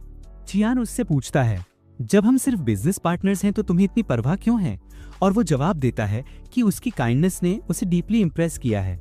वो क्वाइटली बैठकर उसे पैसे खोते हुए नहीं देख सकता था क्योंकि वो जानता था कि इसमें कितनी मेहनत लगी होगी। चियान मन ही मन चाहता है कि वो आदमी उसे डिस्ट्रॉय कर दे, क्योंकि उसने जो किया है उसे सिर्फ उसके पैसे पर असर पड़ेगा, गेम की हार पर नहीं। फिर वो अग्रेसिव और सरकास्टिक टोन में उसकी मदद करने के लिए थैंक्स कहते हुए फोन कट कर देता है। ग्वांगजिन की जिंदगी अब लिटरली सनशाइन और रेनबोज से भरी है और वो दिल से मानता है कि पेई चियानी दुनिया का सबसे महान इंसान है। मा यांग भी अपनी जगह से उसकी तारीफ कर रहा है और आखिरकार समझता है कि चियान पहले इतना काम क्यों था, लेकिन उसके दिमाग में एक सवाल घूमता रहता है, आखिर ट्रोल्स को शुरुआत में किसने रखा था? पता चलता है कि वो कोई और नहीं बल्कि मिस्टर ली थे। अब उनके पास एक नई सेक्रेटरी है जो उनके सामने लिटरली एक रूस्टर की तरह बैठी है। वही पहले नेगेटिव रिव्यूज के लिए ट्रोल्स हायर करने की वजह थी, लेकिन प्लान फेल हो गया। श्री ली मानते हैं कि टेंगडा टेक्नोलॉजी उनकी कंपनी को हराना चाहती थी, इसलिए उन्होंने QQ3 किंगडम जैसा गेम बनाया। वो अपनी नई सेक्रेटरी को ऑर्डर्स देते हैं कि रिवेंज में टेंगडा को अक्वायर करने की प्रोसेस फास्ट ट्रैक करें। इसी बीच कहीं हम देखते हैं कि एक pink head villain Phantom general खेल रहा है और रेयर कार्ड्स निकालकर शॉक हो जाता है। कुछ ही देर में फैंटम जनरल एज़रो की रेकमेंडेड गेम्स की लिस्ट में टॉप पर पहुंच गया। चियान ग्राहक सेवा से इस बारे में बात करने के लिए खाली बाथरूम में जाता है। वो रिक्वेस्ट करता है कि इस गेम को रेकमेंडेड गेम्स की लिस्ट से हटाया जाए और ये रिक्वेस्ट पहली बार की जा रही है। कस्टमर सर्विस स्टाफ सजेस्ट करता है कि अगर वो सचमुच चाहता है तो उसे अपने हायर एप्स को एक गेम रीप्ले करके दिखाना चाहिए, लेकिन उसी समय रिचेस सडनली अपीयर होते हैं और याद दिलाते हैं कि ये अगेंस्ट रूल्स हैं। चियान के पास सिर्फ अपना रिक्वेस्ट विड्रॉ करने का ही ऑप्शन बचता है। रिचेस उसे एक इविल स्माइल देते हैं, मानो फिर से मजाक उड़ाया जा रहा हो कि वो लॉस में ना जाए। दूसरी तरफ चियान उदास होकर मुंह बनाता है। अब फाइनल डेडलाइन आ चुकी है, इसलिए उसे फिर से उस टेरिफाइंग काउंटिंग प्रोसेस का सामना करना पड़ता है। गेम ने लॉन्च के बाद से 2 लाख रुपीस का प्रॉफिट कमाया है और सारी कैलकुलेशंस के बाद चियान को इस राउंड में अपनी पर्सनल वेल्थ के लिए सिर्फ 2000 रुपए मिलते हैं। वो रिचेस को कॉन्ग्रेचुलेट करता है क्योंकि फॉर्चून ऑल्टरिंग सिस्टम बार बार उसके पैसे लूट रही है। नेक्स्ट राउंड तुरंत शुरू होता है जिसमें उसे 5 लाख युआन के स्टार्टिंग फंड के साथ 90 डेज मिलते हैं। चियान अच्छी तरह जानता है कि अब लॉस ऑलमोस्ट इम्पॉसिबल है क्योंकि उसके 2 गेम्स पहले ही प्रॉफिट जनरेट कर रहे हैं। साथ ही उसका स्टार्टिंग फंड कॉन्स्टेंटली ग्रो करता है जिससे हर राउंड लास्ट राउंड से ज्यादा चैलेंजिंग हो जाता है। वो रिचेस से कहता है कि अब अपना स्टार्टिंग फंड ना बढ़ाएं, लेकिन वो वियर्ड रोबोट उसकी एक नहीं सुनता। चियान सिर झुकाकर वहां से निकल जाता है, सोचते हुए कि क्या उसे ट्रेन में सोना चाहिए या नहीं। इसी बीच मिस्टीरियस मिस्टर ली सरप्राइजिंगली हैप्पी हैं और अपने सेक्रेटरी को ऑर्डर्स देते हैं कि किसी भी कीमत पर टेंगडा को अक्वायर करें। चूंकि पैसा उनके लिए ऑलरेडी बर्डन है, इसलिए खर्च करने में उन्हें कोई प्रॉब्लम नहीं होती। चियान एक बोरिंग फुटबॉल मैच देख रहा है और इस हेल से बाहर निकलने के नए वेज सोच रहा है। वो हर बार की तरह अपनी स्ट्रैटेजी बदलने की सोचता है। तभी मा यांग का सडन फोन आता है। वो बताता है कि फोहे कैपिटल नाम की कंपनी टेंगडा टेक्नोलॉजी को अक्वायर करना चाहती है। चियान की प्यूपिल्स लिटरली डॉलर साइंस में बदल जाती हैं, लेकिन डॉलर साइंस के साथ फॉर्चून ऑल्टरिंग सिस्टम के वार्निंग आइकन्स भी ब्लिंक करने लगते हैं। चियान मुंह बनाता है जैसे केक ऑफ आइडल्स फाइन्स के लिए एग्यो कर रहे हों। जुंगकुक भी मुंह बनाता है और यांग को प्रपोजल रिजेक्ट करने को कहता है। यांग रिप्लाई देता है कि कंपनी प्राइस पर नेगोशिएट करने को रेडी है और उन्होंने 50 मिलियन युआन की ऑफर दी है। चियान आंसुओं से लड़ते हुए यांग से फिर कहता है कि इस अमेजिंग ऑफर को रिजेक्ट कर दो और यांग बताता है कि कंपनी ने 50 मिलियन और देने का प्रपोजल दिया है। चियान की सारी एनर्जी ड्रेन हो जाती है और वो लिटरली टीयर स्ट्रीम डाउन करता है। वो सचमुच इस लाइफ चेंजिंग ऑफर को रिजेक्ट नहीं करना चाहता, लेकिन उसके पास कोई चॉइस नहीं है। यांग समझ नहीं पाता कि चियान इस गोल्डन अपॉर्चुनिटी को क्यों छोड़ रहा है। फूहे कैपिटल फिर एक्विजिशन की बजाय इन्वेस्टमेंट का ऑफर रखती है, लेकिन चियान इन्वेस्टमेंट नहीं चाहता, इसलिए वो यांग से कहता है कि वो अपना एक सवाल कंपनी तक पहुंचा दे। श्रीली ये सुनकर स्टन रह जाते हैं कि टेंगडा ने उनका ऑफर रिजेक्ट कर दिया और उससे भी वर्स्ट उन्होंने फूहे कैपिटल में इन्वेस्ट करने का ऑफर दिया है। श्रीली को लगता है कि ये शेयर इंसल्ट है, लेकिन साथ ही उन्हें टेंगडा चलाने वाला व्यक्ति भी इंटरेस्टिंग लगता है। वो सुकुना की ईविल लाफ निकालते हैं और अनाउंस करते हैं कि अब उनका पूरा फोकस टेंगडा पर है। चियान यांग को बारबेक्यू खिलाता है जैसा उसने पहले प्रॉमिस किया था। यांग वेल की तरह खाता है जबकि चियान उसके सामने बैठा अपने थॉट्स में खोया हुआ है। वो पूछता है कि उसे क्या प्रॉब्लम है क्योंकि अब तक उसने काफी अर्निंग्स कर ली होंगी। वो दोनों गेम्स की टोटल अर्निंग एस्टिमेट करता है जो लगभग 6 मिलियन युआन होती है। सेलिब्रेशन में वो खाने का खर्च उठाने की पेशकश करता है। चियान मन ही मन खुद को पंच करता है क्योंकि जाहिर है यांग को ही पेमेंट करना होगा, आखिरकार वो अपने बॉस से ज्यादा अर्न कर रहा है। हालांकि जब बिल आता है यांग अपने प्राइड वाले वर्ड्स वापस लेता है और खाने के पैसे वापस मांगता है। पैसे की बात चियान के दिमाग में इको करती है और वो तुरंत वहां से निकल पड़ता है। वो एक डेजर्टेड एली ढूंढता है और रिचेस को बुलाता है जो नूडल्स चटकारे लेते हुए दिखते हैं। वो यांग से पूछता है कि क्या वो उस मील को कंपनी टीम बिल्डिंग एक्सरसाइज के तौर पर रिकॉर्ड कर सकता है। उसका रिक्वेस्ट एक्सेप्ट हो जाता है और जवाब में वो अपने डेली एक्सपेंस मैनेजमेंट सिस्टम से एक और रिक्वेस्ट करता है जिसे इंस्टेंटली रिजेक्ट कर दिया जाता है। वो यांग के पास लौटता है और उसे पेमेंट कंफर्म होने की बात बताता है। दोनों अपना फोकस न्यूज पर रखते हैं जहां पर नई टेक्नोलॉजी के बारे में डिस्कशन हो रही है। यांग कहता है कि काश एक दिन हम भी एक बड़ा और कॉम्प्लेक्स गेम बना पाते क्योंकि टेक्नोलॉजी इतनी फास्ट एडवांस हो रही है। लेकिन वो सोचता है क्या सिर्फ ये दोनों ही ऐसा कर सकते हैं। चियान के दिमाग में कंपनी की एक्सपेंशन का आइडिया आता है। ये उसके लिए एक सॉलिड स्ट्रैटेजी है क्योंकि उसे नए लोगों को हायर करना होगा और दूसरी चीजों पर काफी पैसा स्पेंड करना पड़ेगा।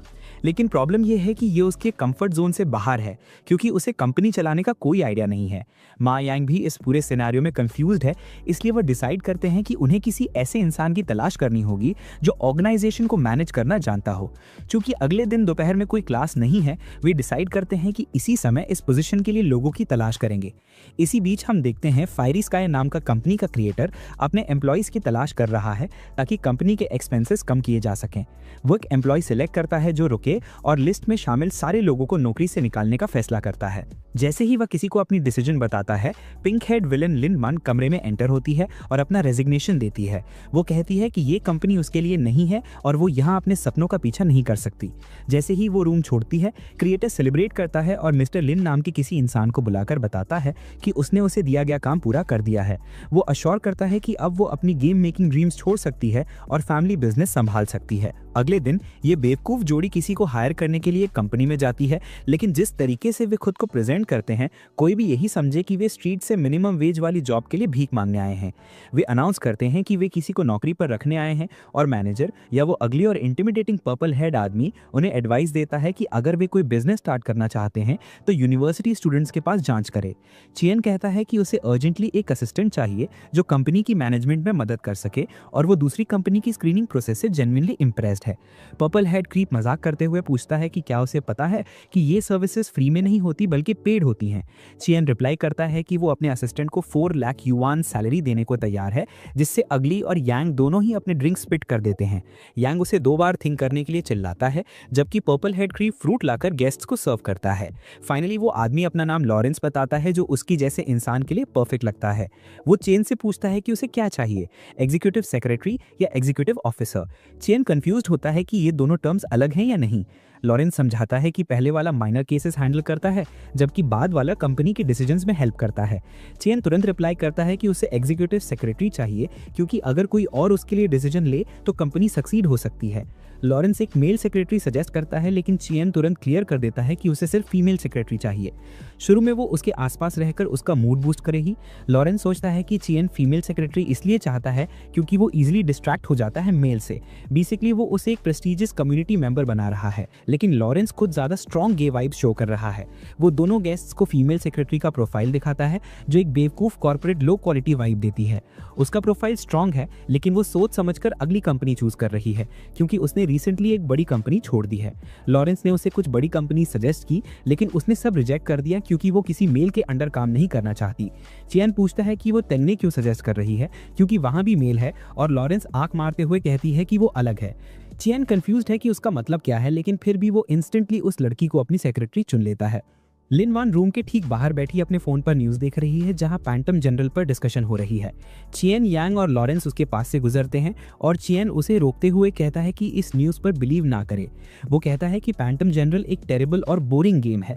लिन वान उसके वर्ड से गुस्सा होती है और कहती है कि उसे गेम के बारे में ऐसा बोलने का कोई राइट नहीं है, क्योंकि इसका मेन गोल पैसे कमाना नहीं बल्कि इनोवेशन लाना है और मार्केट में शेकअप करना है।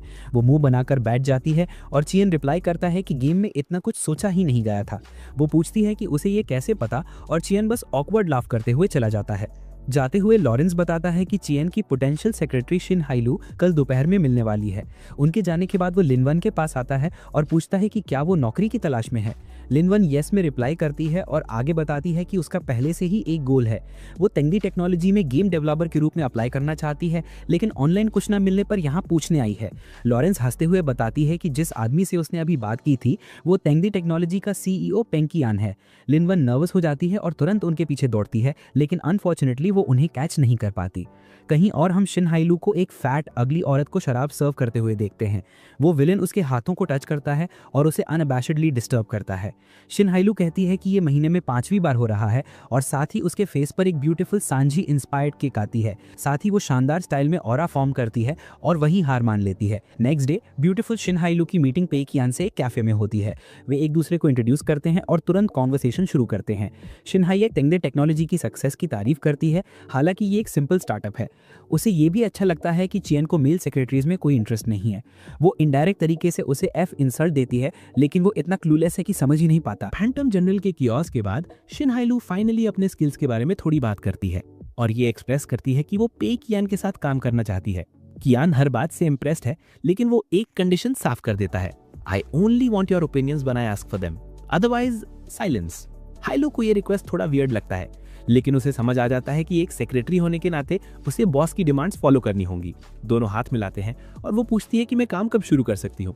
कियान कैजुअली रिप्लाई करता है, अभी मेरा कोई ऑफिस नहीं है, और दोनों सीधे किराए पर जगह ढूंढने निकल पड़ते हैं। वे शहर की सबसे एक्सपेंसिव बिल्डिंग में पहुंचते हैं, जहां एक फ्लोर खाली है। मैनेजर बताता है कि लोग यूजुअली उस फ्लोर का सिर्फ एक हिस्सा ऑफिस बनाने के लिए रेंट पर लेते हैं, लेकिन कियान कहता है, I want the entire floor, जिससे मैनेजर सडनली एक स्टबर्न सिग्मा अंकल से चमचमाते हुए बेवकूफ में बदल जाता है। रेंट 3,60,000 युआन पर मंथ है, और मैनेजर पूरी कोशिश करता है कि कियान को रेंट लेने के लिए कन्विंस करे, चाहे कितना भी महंगा क्यों ना हो। लेकिन उसे शॉक लगता है जब कियान कैजुअली रिप्लाई करता है, दिस इज टू चीप। वो एक्सप्लेन करता है कि लाइफ उसके लिए भी आसान नहीं है, इसीलिए कोई भी डिस्काउंट देने की कोशिश नहीं करनी चाहिए। क्योंकि फैंटम जनरल अभी भी पॉपुलर गेम है, उसे हाई एंड लोकेशन लेने में कोई दिक्कत नहीं है। फर्स्ट मंथ में 7 लाख युआन डिपॉजिट और रेंट देने होंगे। वे कॉन्टैक्ट कंप्लीट करते हैं और कियान नेक्स्ट स्टेप पर मूव करता है, ऑफिस की नीड्स की लिस्ट बनाना। शिन हाइलू अपनी केयरफुली बनाई लिस्ट उसे देती है, और हर बार की तरह कियान कहता है कि आइटम्स बहुत चीप है। ऑफिस का एनवायरनमेंट प्रोडक्टिविटी को बहुत अफेक्ट करता है। इसीलिए वो चाहता है कि उसके ऑफिस में सब कुछ टॉप टियर हो। वो सप्लाई के लिए 20 लाख युआन का बजट सजेस्ट करता है और तुरंत ही रिचेस्ट सिस्टम से वार्निंग मिलता है। कियान इसे 20,50,000 युआन पर घटाता है, जो भी एक्सेप्टेबल नहीं है। इसीलिए वो कॉम्प्रोमाइज करके 8 लाख युआन पर सेटल करता है। हाइलू कहती है ये ऑफिस सप्लाईज के लिए एक बड़ी राशि है, लेकिन ठीक है। फिर कियान अपनी मनचाही चीजें बताता रहता है और वो चीजें धीरे धीरे सामने आने लगती हैं। कुछ ही समय में उसके पास high end work stations with advanced computers, एक सुंदर cafeteria, state of the art meeting rooms और एक कम्फी गेस्ट रूम तैयार हो जाता है। हाइलू कहती है कि उसने अभी तक खुद के लिए कोई जगह नहीं बनाई और कियान उसे डेकोरेशन में पूरी फ्रीडम दे देता है। हाइलू उसके लिए एक बेडरूम यूनिट सेट करती है। इससे उसे ओवर टाइम या ओवरसीज वर्क के दौरान डॉम में वापस नहीं जाना पड़ेगा। हाइलू एक रिक्रूटमेंट पॉलिसी भी प्रिपेयर करती है, जो कि कियान के स्टैंडर्ड्स के हिसाब से काफी स्ट्रिक्ट है। स्ट्रिक्ट पॉलिसी केवल एलीट मेंबर्स को अट्रैक्ट करेगी और वो रिस्क नहीं लेना चाहता कि कोई एवरेज डेवलपर उसके प्लान्स को रूइन कर दे। वो उसे कुछ पॉइंट्स छोड़ने के लिए कहता है और हाइलू आर्ग्यू करती है कि अगर पॉलिसी बहुत सॉफ्ट होगी तो अच्छे डेवलपर्स हायर नहीं कर पाएंगे। ये सही है, क्योंकि ऐसे ऑर्डिनरी लोग जो गेम डेवलप नहीं कर सकते, उन्हें हायर करना रूल्स का वायलेशन होगा। कियान डिसाइड करता है कि रिक्रूटमेंट प्रोसेस, साथ ही सैलरीज और अन्य अरेंजमेंट सब हाइलू की रिस्पॉन्सिबिलिटी पर छोड़ देगा। वो ओबीडियंटली मान जाती है और पूछती है कि क्या उसे अपना अपीयरेंस बदलना चाहिए या नहीं। यूजुअली गेम डेवलपर्स को फैंसी क्लोथ्स की जरूरत नहीं है, लेकिन बिजनेस रिलेटेड मीटिंग्स में सूट पहनना जरूरी है। हाइलू पल भर में उसे ब्लैक फिटेड सूट में ट्रांसफॉर्म कर देती है। एक परफेक्ट के ड्रामा सीईओ वाइब्स आती है। वो ऐसा दिखता है जैसे अपने क्लूलेस और इनोसेंट एम्प्लॉय के लिए दिल से केयर करने वाला सीईओ हो और ड्रामेटिक बिजनेस प्रपोजल की तरफ हिलाता है। अब तक कियान ने बहुत पैसा खर्च किया है और आगे खर्च और बढ़ने वाला है। अब बस नए एम्प्लॉइज हायर करने हैं। अगर उसे और पैसा खर्च करना है तो सिर्फ मयांक का होना ही काफी नहीं है। उसे ब्रेन के बजाय स्टोन कोल्ड बर्डन चाहिए। उसे एक गेमिंग कैफे का लड़का याद आता है जिसके साथ मयांक कभी कभी खेलती है। वो कैफे में ड्रामेटिक एंट्रेंस मारता है, जिससे सेक्रेटरी और कस्टमर्स शॉक्ड हो जाते हैं। सबकी आईज उस पर टिकी होती हैं और वो इतनी ग्रेसफुल तरीके से चलता है कि कोई अंदाजा नहीं लगा सकता कि उसके पास सिर्फ लगभग 1000 युआन है। वो पूछता है कि क्या बाउशु अंदर है और लड़की हाँ कहती है। ना सिर्फ लड़की इंप्रेस्ड होती है, बल्कि उस हैंडसम आदमी को देखकर लड़के के अंदर भी बटरफ्लाईज उड़ने लगते हैं। पई कियान के कॉन्ट्रास्ट में बाउशु एक स्मेली, टच हंग्री गेमर है जो पूरा दिन गेम्स खेलता रहता है। यूनिवर्सिटी में एवरीवन उसे जानता है क्योंकि कई सब्जेक्ट्स में लो ग्रेड्स की वजह से उसे ड्रॉप कर दिया गया था। बाद में उसने लेवल बूस्टर की तरह काम किया और अभी वो इंटरनेट कैफे में रहता है। कियान सोचता है कि एक प्रोफेशनल गेमर को हायर करना परफेक्ट होगा। प्लस वो गेम्स प्ले करने में अच्छा है, लेकिन गेम डिजाइनिंग के बारे में कुछ नहीं जानता। मतलब कि कियान उसे गेम रूइन करने का काम दे सकता है। वो उसके पास जाता है और इंस्टेंटली उसे नौकरी का प्रपोजल बताता है। बाउशु उसे देखता है और समझ जाता है कि वो बस एक प्रेटेंडर है जो न्यू सूट में सीईओ का रोल प्ले कर रहा है। वो डिसमिसिवली कहता है कि उसे जाने दो, लेकिन कियान उसके सामने कुछ कैश रखता है और अपनी एडवांस सैलरी बताता है। बाउशु पूछता है कि उसे क्यों बुलाया गया है, क्योंकि उसने कभी गेम्स नहीं बनाए। कियान मिस्चीवियसली स्माइल करता है और कहता है nobody knows games better than me, want to make a perfect game, और कहता है कि अगर उसने मन बना लिया तो कांटेक्ट करे, और चला जाता है। कियान के रूम से बाहर जाने से पहले बाउशु कहता है कि उसने डिसाइड कर लिया है और वो उसके लिए काम करने को रेडी है। जवाब में कियान अपनी स्मेली डोंकी को कहता है कि उसकी डेस्क पर रखे पैसों से नहा ले और नए क्लोथ्स पहन ले। कियान जाते ही बाउशु खुशी से फूट फूट कर रोने लगता है, क्योंकि उसने इस मौके का इतने लंबे समय से वेट किया था। कियान अपनी प्रोग्रेस से बेहद खुश है। वो मुस्कुराते हुए सोता है और अगले दिन स्लाइटली लेट उठता है। जब वो कंपनी पहुंचता है, एक नर्वस और एक्सेंट्रिक लड़का लिफ्ट का इंतजार कर रहा था। कियान यहाँ एक फेक इंटरव्यू का नाटक करता है और उस लड़के से थोड़ी कैजुअली बातचीत करता है। वो लड़का लंच टाइम में तेजी से टंगडा पहुंचता है ताकि अपना इंटरव्यू दे सके, क्योंकि वो अपनी करंट कंपनी से बिल्कुल नफरत करता है। लिफ्ट खुलती है और उसी का सीनियर डेवलपर बाहर निकलता है। सीनियर डेवलपर गुलाबी बालों वाले लड़के से कहता है कि टंगडा की कुछ ज़रूरतें बहुत टफ हैं और वो नहीं आ पाएगा। जूनियर डेवलपर झूठ बोलता है, I am just here as a visitor, और सीनियर डेवलपर वापस चला जाता है। अब वो और कियान लिफ्ट में चढ़ते हैं और लड़का सीक्रेटली आश्चर्य करता है कि उसने अपने मेन डिज़ाइनर के पास कैसे अप्लाई कर दिया। अगर ऐसे रेज्यूमे वाला कोई भी फेल हो जाता तो उसके पास कभी चांस नहीं था। जब वे ऑफिस पहुंचते हैं तो सभी इंस्टेंटली पेई कियान को ग्रीटिंग करते हैं और लड़के को रियलाइजेशन होती है कि वो लिफ्ट में सीधे सीईओ के साथ था। इंटरव्यू के दौरान गुलाबी बालों वाला लड़का थोड़ा शाय हो जाता है क्योंकि वो नया है और एक्सपीरियंस कम है, लेकिन कियान इन्हीं कारणों से उसे तुरंत हायर कर देता है। वेतन की बात पर कियान उससे उसकी मांग से कहीं ज़्यादा सैलरी ऑफर करता है। नया एम्प्लॉय प्रॉमिस करता है कि वो टंगडा को जीवन देगा। अपने ऑफिस में वापस कियान आराम फरमा रहा होता है, तभी लिन वान इंटरव्यू के लिए आती है। वो इंस्टेंटली उसे पहचान लेती है और माफ़ी मांगती है कि पहले उसने ऐसा बिहेव किया जैसे वो कुतिया थी। परीक्षा से पहले ही लिनवान पूछती है, क्या आपको लगता है कि किसी भी गेम का मेन गोल सिर्फ पैसा कमाना होता है? कियान कामली रिप्लाई करता है, नॉट रियली, क्योंकि मेरा रियल गोल तो पैसा गंवाना है। शुक्र है उसने लास्ट पार्ट जोर से नहीं कहा। लिनवान खिलखिलाकर हंसती है और कहती है कि वो भी मानती है कि खेलों का पर्पस गेमर्स को खुश करना है। फिर वो आगे आती है और पूछती है क्या वो भविष्य में लो लेवल एम्प्लॉयज को फायर करेगा। कियान तुरंत नो कह देता है क्योंकि उसका असली प्लान है कि लो लेवल एम्प्लॉयज को इकट्ठा करे और उनसे काम कराए। लिनवान उस लड़के के लिए इमोशनल हो जाती है और ये जानकर कि वो अपनी प्रीवियस जॉब में बर्डन थी, कियान तुरंत उसे हायर कर देता है। गुलाबी बालों वाला हुआंग अपनी पुरानी कंपनी लौटता है और अपने मेन डिजाइनर के सामने टंगडा का ऑफर रख देता है। 6 महीने से उसके अंदर जो गुस्सा और फ्रस्ट्रेशन पनप रहा था वो फाइनली एक्सप्लोड कर जाता है और उस सीनियर पर भड़क उठता है क्योंकि वो ट्रेडिशनल गेमिंग माइंडसेट में फंसा हुआ था। हॉस्टल लौटकर कियान के रूममेट्स पूछते हैं कि वो लड़का कहाँ गया। मायांग एक्सप्लेन करती है कि वो और कियान पार्ट टाइम काम कर रहे हैं और क्योंकि कियान नाइट शिफ्ट में है उसने बाहर एक जगह रेंट पर ली है। वर्क प्लेस में सभी नए एम्प्लॉयज अपनी चेयर्स पर बैठे गेम्स खेल रहे हैं क्योंकि कियान ने उन्हें कोई टास्क नहीं दिया है। उन्हें 1 हफ्ता हो गया है और वो सोच रहे हैं कि जब उन्हें रियल वर्क के लिए हायर किया गया तो क्यों उन्हें दिन भर आइडल बैठना पड़ रहा है। लिनवान सबको समझाती है कि कोई वर्क इसलिए नहीं मिल रहा क्योंकि मिस्टर पेई कियान चाहते हैं कि everyone understand the user perspective. Game खेलकर वो आइडेंटिफाई कर सकते हैं कि गेम में कौन कौन सी प्रॉब्लम्स हैं ताकि फ्यूचर में उन्हें सॉल्व किया जा सके। अब तक लिनवान ने पेई कियान की सबसे बड़ी मीट राइडर कॉम्पिटिशन शॉ rider on eggplant meme में सबको हरा दिया है। वो कहती है कि कियान चाहते हैं कि एम्प्लॉयज अपनी एनर्जी सेव रखें ताकि समय आने पर इफेक्टिवली काम कर सकें। हालांकि एम्प्लॉयज नहीं समझ पाते कि बॉस काम पर क्यों नहीं आता। ज्वाइनिंग के बाद से किसी ने उसे ऑफिस में नहीं देखा। उन्हें लगता है कि कहीं वो बिजी तो नहीं है या अपने कमरे में आराम फरमा रहा है। वर्क में लीजीनेस सच साबित होती है। जब एम्प्लॉयज अपनी स्क्रीन्स पर सोचते हैं कि उनकी जॉब का मकसद क्या है, तब बॉस अपने सोफा पर वाटरमेलन खाते हुए रिलैक्स करता है। वो जस्टिफाई करता है कि वो बस ब्रेनस्टॉर्मिंग कर रहा है। इस बार वो ऐसा गेम प्लान बनाना चाहता है जो इंटेंशनली फ्लॉप हो जाए। उसे लगता है कि आखिरकार सोल्यूशन मिल गया है। जब जाने का समय होता है, पेई कियान अचानक आकर एम्प्लॉयज को आशीर्वाद देता है। वो अनाउंस करता है कि पिछले हफ्ते उसकी एब्सेंस टंडा के फ्यूचर के बारे में सोचने के लिए थी।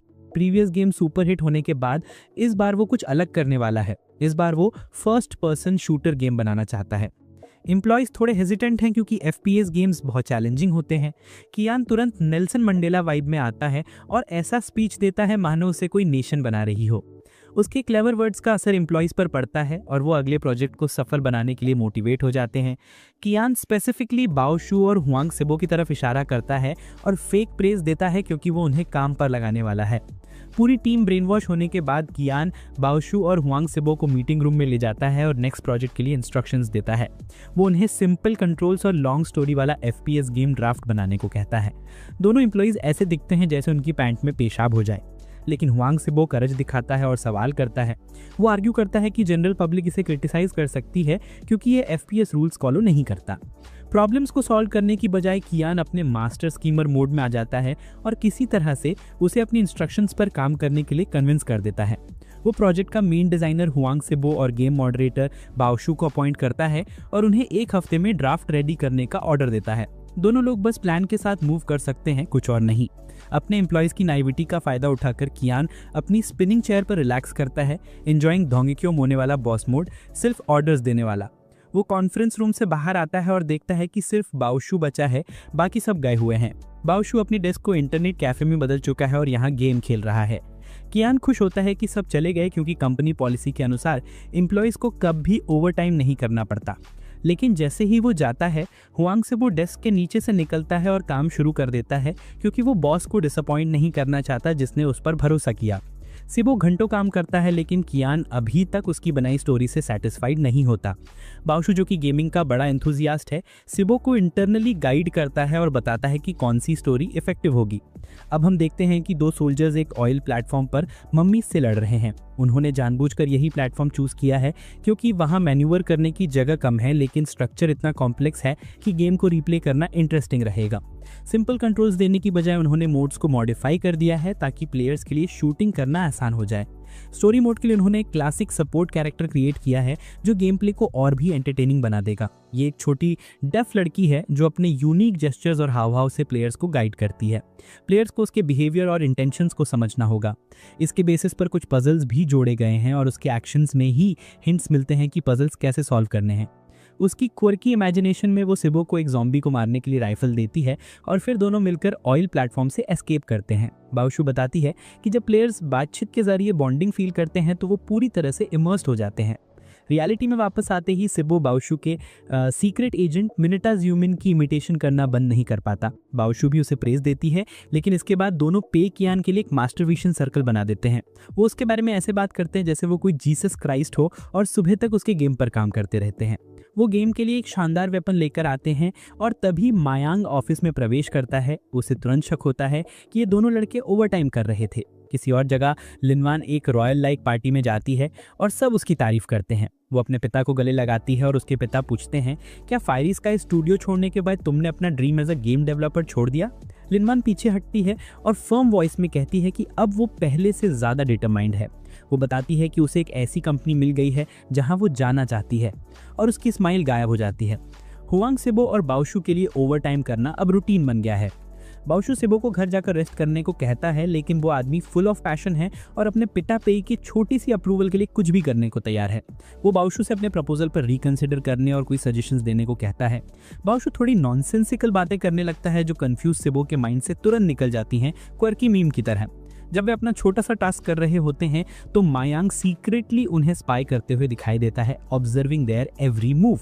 और यहाँ से कहानी और इंटरेस्टिंग हो जाती है क्योंकि गेम प्ले के अंदर की डायनामिक्स और उनके पर्सनल इंटरेक्शंस धीरे धीरे ऑफिस की रियलिटी में मर्ज होने लगते हैं। अगला दिन था और यांग और कियान अपने दिमाग में अपने उबाऊ टीचर की हत्या की सीरियसली प्लान बना रहे थे। तभी कियान को सिबो का एक मैसेज मिलता है। मैसेज में लिखा था कि गेम डिजाइन का पूरा फ्रेमवर्क रेडी है और बस उसकी अप्रूवल बाकी है। कियान का चेहरा थोड़ा झकझोर जाता है। वो चाहता था कि उसकी टीम लेजी रहे, टान मटोल करे, और अब ये सब सिबो काम में लग गया है। ये उसे थोड़ा परेशान कर देता है। तभी यांग उसे हल्की कोहनी मारता है और बोलता है, भाई सिबो सीक्रेटली ओवर टाइम कर रहा है। कियान को अब कोई सरप्राइज नहीं होता। अब सब समझ आता है क्यों वो समय पर काम करता है। दोनों क्वाइटली क्लास से बाहर निकलते हैं। यांग धीरे से बताता है, असल में वो गेम खेलने के लिए ओवर टाइम कर रहा है। कियान अपनी जगह पर रुक जाता है और यांग का फेस उसके मोटे जूसी केक से टकराता है। कियान थोड़ी राहत महसूस करता है और दोनों वापस अपने सीट्स पर लौट आते हैं। कियान जल्दी से फ्रेमवर्क पर नजर डालता है और सिबो को थम्स अप देता है उसकी प्रोग्रेस के लिए। इसी बीच मायांग ऑफिस में सिबो को पनिश करने की कोशिश कर रही थी जुआ खेलने के लिए कंपनी रिसोर्सेज इस्तेमाल करने पर। कियान कैजुअली बोलता है, भाई टेक्निकली गेम खेलना हमारे काम का हिस्सा है। ऑफिस में सिबो अनाउंस करता है कि उसका प्रपोजल बिना किसी मॉडिफिकेशन के अप्रूव हो गया है। सब एम्प्लॉयज थोड़े झल्ला जाते हैं। सब ऐसे काम कर रहे थे जैसे रेंट पे कर रहे हों, लेकिन बॉस वो बिजार टॉयज से सराउंडेड नहा रहा था। उसे एक्स्ट्रा बजट और नई डेडलाइन मिलती है, एंथुजियाज्म खत्म। यांग उसके पास आता है और बताता है, भाई सिबो ने पूरी कंपनी को वही ओवरटाइम करने के लिए इंस्पायर कर दिया है जो वो कर रहा है। सिर्फ ये 2 लूजर्स नहीं, बाकी सब हार्डवर्क कर रहे हैं। कियान को ये सुनकर एक नया आइडिया आता है। डिसाइड करता है कि सबको ओवरटाइम पे देना चाहिए, क्योंकि एक ट्रू लीडर होने के नाते वो अपने एम्प्लॉयज का एक्सप्लॉयटेशन नहीं करेगा। यांग उसकी जनरोसिटी और डेडिकेशन को देख के भावुक हो जाता है और सारे ओवरटाइम वेजेस की कैलकुलेशन अपने ऊपर ले लेता है। नेक्स्ट डे सिबो अपने फादर पे के सामने प्रपोजल पेश करता है। कियान लाइफ टाइम में इतनी किताबें नहीं पढ़ा था, एक बार में तो बिल्कुल नहीं। सिबो उससे गेम का टाइटल डिसाइड करने के लिए कहता है। भाई lucky for him lunch time शुरू हो जाता है और कियान सोचना छोड़ देता है। यांग अनाउंस करता है, भाई अब से कंपनी फ्री लंच देगी, बिल्कुल वेडिंग बफे वाइब। एक चबी शॉर्ट गर्ल कंप्लेन करती है कि वो डाइट पर है और 2 जिम फ्रीक स्टेरॉइड लेके सीन में आते हैं। वो बताती है कि जिम अंडर कंस्ट्रक्शन है और प्रोफेशनल ट्रेनर्स हायर होंगे। पूरा ऑफिस स्टंड है। सिबो ये बात लिनवान को बताता है। वो मिस्टर पे की जनरोसिटी पे कंफ्यूज्ड है। भाई कोई भी बॉस इतना काइंड नहीं हो सकता। फिर दोनों अपने कंबाइंड ब्रेन सेल से समझने की कोशिश करते हैं और अंत में कन्विंस हो जाते हैं कि मिस्टर पे एक स्मार्ट स्ट्रेटेजिस्ट है और ये सब एम्प्लॉयज को एफिशिएंट बनाने के लिए कर रहे हैं। भाई तभी उनका फोन नोटिफाई करता है, अब से ओवर टाइम का पे मिलेगा। वान ऑफिस आती है और रिजेक्ट करती है। कियान अग्रेसिवली पूछता है, भाई एम्प्लॉयज का राइटफुल सैलरी रिजेक्ट क्यों कर रही हो? वान थोड़ी नर्वस होती है और नजरें चुराती है। एम्प्लॉयज ज़्यादा पैसा नहीं चाहते, वो हिचकिचाते हुए बोलती है। भाई कियान सुपर हीरो मोड में आ जाता है और उसे जेंटली समझाता है। वान फाइनली देखती है और उसे 90s का हीरो लगता है। उसके ब्रेन से सर फटने वाला सीन समझती है और वो इंस्टेंटली रूम से बाहर जाती है। सबको समझ आ जाता है कि किसी ऐसे रिजोल्यूट लीडर को कैसे रिजेक्ट किया जा सकता है। मीनवाइल कियान अपने रूम में ज़्यादा पैसे स्पेंड करने के आइडिया सोच रहा है। वो बाओशू को बुलाता है और सिबो की मटेरियल लिस्ट दिखाता है। बाओशू रिव्यू करता है और कमेंट करता है, बिल्कुल सही लिस्ट है, सब बजट में है। कियान पूछता है इतनी चीप लिस्ट में अच्छा गेम कैसे बनेगा। बाओशू रैशनलाइज करता है हमने बहुत कम या कोई कस्टम मटेरियल नहीं मांगी। फिर कियान अपनी क्लेवरनेस दिखाता है, रिमाइंड करता है कि बाओशू इस कंपनी में इसलिए आया था क्योंकि वो बेस्ट गेम बनाना चाहता था। ये बजट उसके आइडल गेम के लिए बहुत कम है। बाओशू मोटिवेटेड होता है और लिस्ट को ट्रैश में फेंक देता है। अब सर्वर बाई करने का डिसीजन लिया जाता है। कियान सोचता है भाई पैसे कम हैं, लॉन्च के बाद वरी करेंगे। मीनवाइल मिस्टर ली फायरी स्काई स्टूडियोज के फाउंडर टेंगडा को बाई करने के बारे में सोचते हैं। ली अश्योर करते हैं कि इन्वेस्टर होने के कारण वो वही करेंगे जो वो चाहते हैं, क्योंकि एनिमी फायरी स्काई स्टूडियोज का भी एनिमी है। कॉल एंड होता है। नए एनालिस्ट बताते हैं कि टेंगडा के ऑलमोस्ट सभी एम्प्लॉयज यूजलेस रिज्यूमेज में बिजी हैं। ली क्लियरली कहते हैं कोई परवाह नहीं, उन्हें अपने साथ ले आओ। भाई back in office Baoshu better concepts के लिए वीडियोस देख रहे हैं। एम्प्लॉयज धीरे धीरे उनके पास इकट्ठा होने लगते हैं। सब चाहते हैं कि उनका काम रिव्यू हो और सजेशंस मिले। अब तक वो अनऑफिशियली लीडर बन चुके हैं। सक्सेस ट्रिगर्स के बीच में भाई मीम्स दिखाते हुए सब साथ मिलकर काम कर रहे हैं। ऑफिस में लौटते ही बाओशू नए कॉन्सेप्ट्स के वीडियोस देख रहे होते हैं। तभी धीरे धीरे सारे एम्प्लॉयज उनके आसपास इकट्ठा होने लगते हैं। सब चाहते हैं कि वो उनके काम को चेक करें और आगे क्या करना चाहिए उस पर एडवाइस दें। अब तक वो लिटरली उनकी टीम के लीडर जैसे बन चुके हैं। सक्सेस से फाइट वाला पूरा मीम मोमेंट। लेकिन एक इंट्रोवर्ट जो अब तक जिंदगी में ग्रास तक टच नहीं की, उसके लिए सडन अटेंशन और भरोसा बहुत भारी लगने लगता है। उसे डर होता है कि अगर वो मेन डेवलपर बन गया तो पूरा प्रोजेक्ट ही बर्बाद कर देगा। और तभी सिबो एक ब्राइट रे की तरह आता है, सबको गाइड देता है कि आगे क्या करना है। बाओशू की सांस कुछ नॉर्मल हो जाती है। एम्प्लॉयज वापस अपनी सीट्स पर लौटते ही सबके फोन्स एक साथ बस करने लगते हैं। 1 महीने बाद कियान अपनी क्लास में बहुत ही सेल्फ सेटिस्फाइड होकर बैठा होता है। तभी मा यांग का कॉल आता है। वो बताती है फ्यूरी स्काई स्टूडियो उसकी पूरी टीम को पोच करने वाला है। ये सुनते ही कियान की हालत टाइट। वो तुरंत क्लास से बाहर भाग जाता है। ऑफिस लौटकर टेंडा का डिजाइनर एक्साइटेडली सिबो और बाओशू को अपनी बनाई लाल बच्ची वाली कैरेक्टर डिजाइन दिखाता है और देखते ही दोनों शॉक। क्यूट बच्ची की जगह उन पर नजर पड़ती है एक रेड ड्रेस वाली एच्ची हीरोइन पर। इधर कियान गुस्से से ऑफिस पहुंचता है, देखता है पूरा फ्लोर बिखरा पड़ा है। वो ड्रामेटिक अंदाज में कहानी बना लेता है कि सब लोग ज्यादा पैसा और बेहतर एनवायरनमेंट के चक्कर में कंपनी छोड़ के भाग गए। यांग रोते धोते उसे समझाता है कि उन अनग्रेटफुल लोगों की चिंता छोड़ दे, नए लोग हायर करेंगे और गेम को फ्रेश स्टार्ट देंगे। बस लॉन्च में 1 महीना बचा है और कियान अब खुद कुछ नहीं करना चाहता। उसे तो ये भी नहीं पता कि काम कितना हुआ है। वर्स्ट पार्ट, अगर वो सबको निकाल देता तो सेवरेंस पे देना पड़ता। तभी पीछे से पूरी टीम उसके पास वापस आ जाती है। कियान और मायांग शॉक, कहते हैं अगर फ्यूरी ने हायर कर लिया था तो तुम यहां कैसे? एम्प्लॉयज मुस्कुराते हैं। उन्होंने ऑफर इसलिए रिजेक्ट कर दिया क्योंकि टेंडा ही उनका असली घर है। उनकी आंखों में उम्मीद की चमक। ये कंपनी और यहाँ की फैसिलिटीज उन्हें एक रेनबो सनशाइन वाइब देती हैं। सबको यहाँ रियल क्रिएटिव फ्रीडम मिलती है और अचीवमेंट का फील भी। मायांग कंफ्यूज्ड, वो बोलती है फ्यूरी स्काई स्टूडियो तो इंडस्ट्री का लेजेंड है, वहां कौन नहीं जाना चाहेगा। तभी वैंग धीरे से कहती है लेजेंड तो हमारे सामने खड़ा है, और इशारा कियान की तरफ। कियान ऑकवर्ड, अरे मैं कोई लेजेंड वेंडर नहीं। और फिर नोटिस करता है कि ऑफिस इतना मेसी क्यों है। सिबो बताता है उन्होंने गेम जल्दी पूरा कर लिया और सेलिब्रेशन में सारे गुरिल्ला बन गए थे। फिर फाइनल प्रोडक्ट देखने एवी रूम चले गए, इसलिए ऑफिस खाली था। गेम मोड दिखाई देते ही कियान की आंखें लिटरली बाहर आने वाली होती हैं। आइडिया भी जबरदस्त और एग्जीक्यूशन भी सुपर्ब। बस थोड़ी सी पॉलिशिंग और ये गेम फुल ऑन हिट हो सकता है। सिबो फीडबैक मांगता है और बताता है कि लॉन्च तक फ्लॉज इजीली फिक्स हो जाएंगे, लेकिन कियान के माइंड में क्रॉस्ड वायर्स, कैसे रोके इनको गेम टेस्ट करने से। उसे एक आइडिया आता है, टीम बिल्डिंग प्रोग्राम। ये प्रोग्रेस स्लो करेगा और ज्यादा पैसे भी लगेंगे। Perfect plan. अनाउंसमेंट होते ही हाइलियो एंटर मारता है एक अगली सेक्रेटरी के साथ मिस्टर ली की तरफ से। कमरे का पूरा वाइब अचानक बदल जाता है। एम्प्लॉयज बताते हैं कि वो कौन है। सेक्रेटरी आगे बढ़कर हाथ मिलाती है और कहती है अगर उसने फ्यूरी की तरफ से सबको ल्योर करने की कोशिश ना की होती तो उसे मिस्टर पीए की ग्रेटनेस का एहसास ही ना होता। अब वो फूही कैपिटल छोड़कर टेंडा ज्वाइन करना चाहता है। वो रिवील करता है कि फूही के मिस्टर लीजू ने फ्यूरी को कहा था कि टेंडा की पूरी टीम को स्टील करो और ट्रोल्स को हायर करके टेंडा के खिलाफ मलिशियस रिव्यूज भी लिखवाए। कियान की आंखों में चमक, फाइनली कोई मेरा हेल्पर बना। पर एम्प्लॉयज उसे ऐसे देखते हैं जैसे बस किड्नी निकालकर बेच देंगे। सो मजबूरी में कियान उसे रिजेक्ट कर देता है और रूम से भगा देता है। जिम सेशन में एम्प्लॉयज डिस्कस करते हैं कि टीम बिल्डिंग कहाँ होगी। बाओशू बोले मुझे कहीं नहीं जाना, बस प्रोजेक्ट ऑयल रिग जल्दी खत्म करना है। तब वैंग एक लाइन बोलती है और बेचारा बॉय ट्रेडमिल से घिर पड़ता है। वो फ्यूरी स्काई स्टूडियो जाना चाहती है। वो चाहती है कि वहां के लोग मिस्टर पीआई को देखें कि रियल गेम डेवलपर होता कैसे है। कियान सुन लेता है, उसके कंधे पर हाथ रखता है और तुरंत अप्रूव कर देता है। वैन की दुनिया एकदम गुलाबी क्लाउड बना लेती है, पूरा सीन ब्लश कलर्स में। कियान के पास भी एक सीक्रेट मोटिव है, उनको दिखाना कि असली गेमिंग कंपनी कैसी होती है ताकि उनका मोराल डाउन हो जाए। लेकिन बाहरी फसाड में वो प्रिंसेस डायना मोड कहता है, मैं तो हमेशा से वहां जाना चाहता था क्योंकि वो वैंग की पुरानी कंपनी है। वैंग फिर से फुल डेलुलु मोड ऑन, सोचती है वो उसके बारे में और जानने जा रहा है। ट्रिप वाले दिन सब पहले लंच करते हैं। फिर कियान बताता है अगला स्टॉप फ्यूरी स्काई स्टूडियो है। पेरेंटल टोन, ये मैंडेटरी नहीं है, सब अपने टाइम का यूज फ्रीली करें।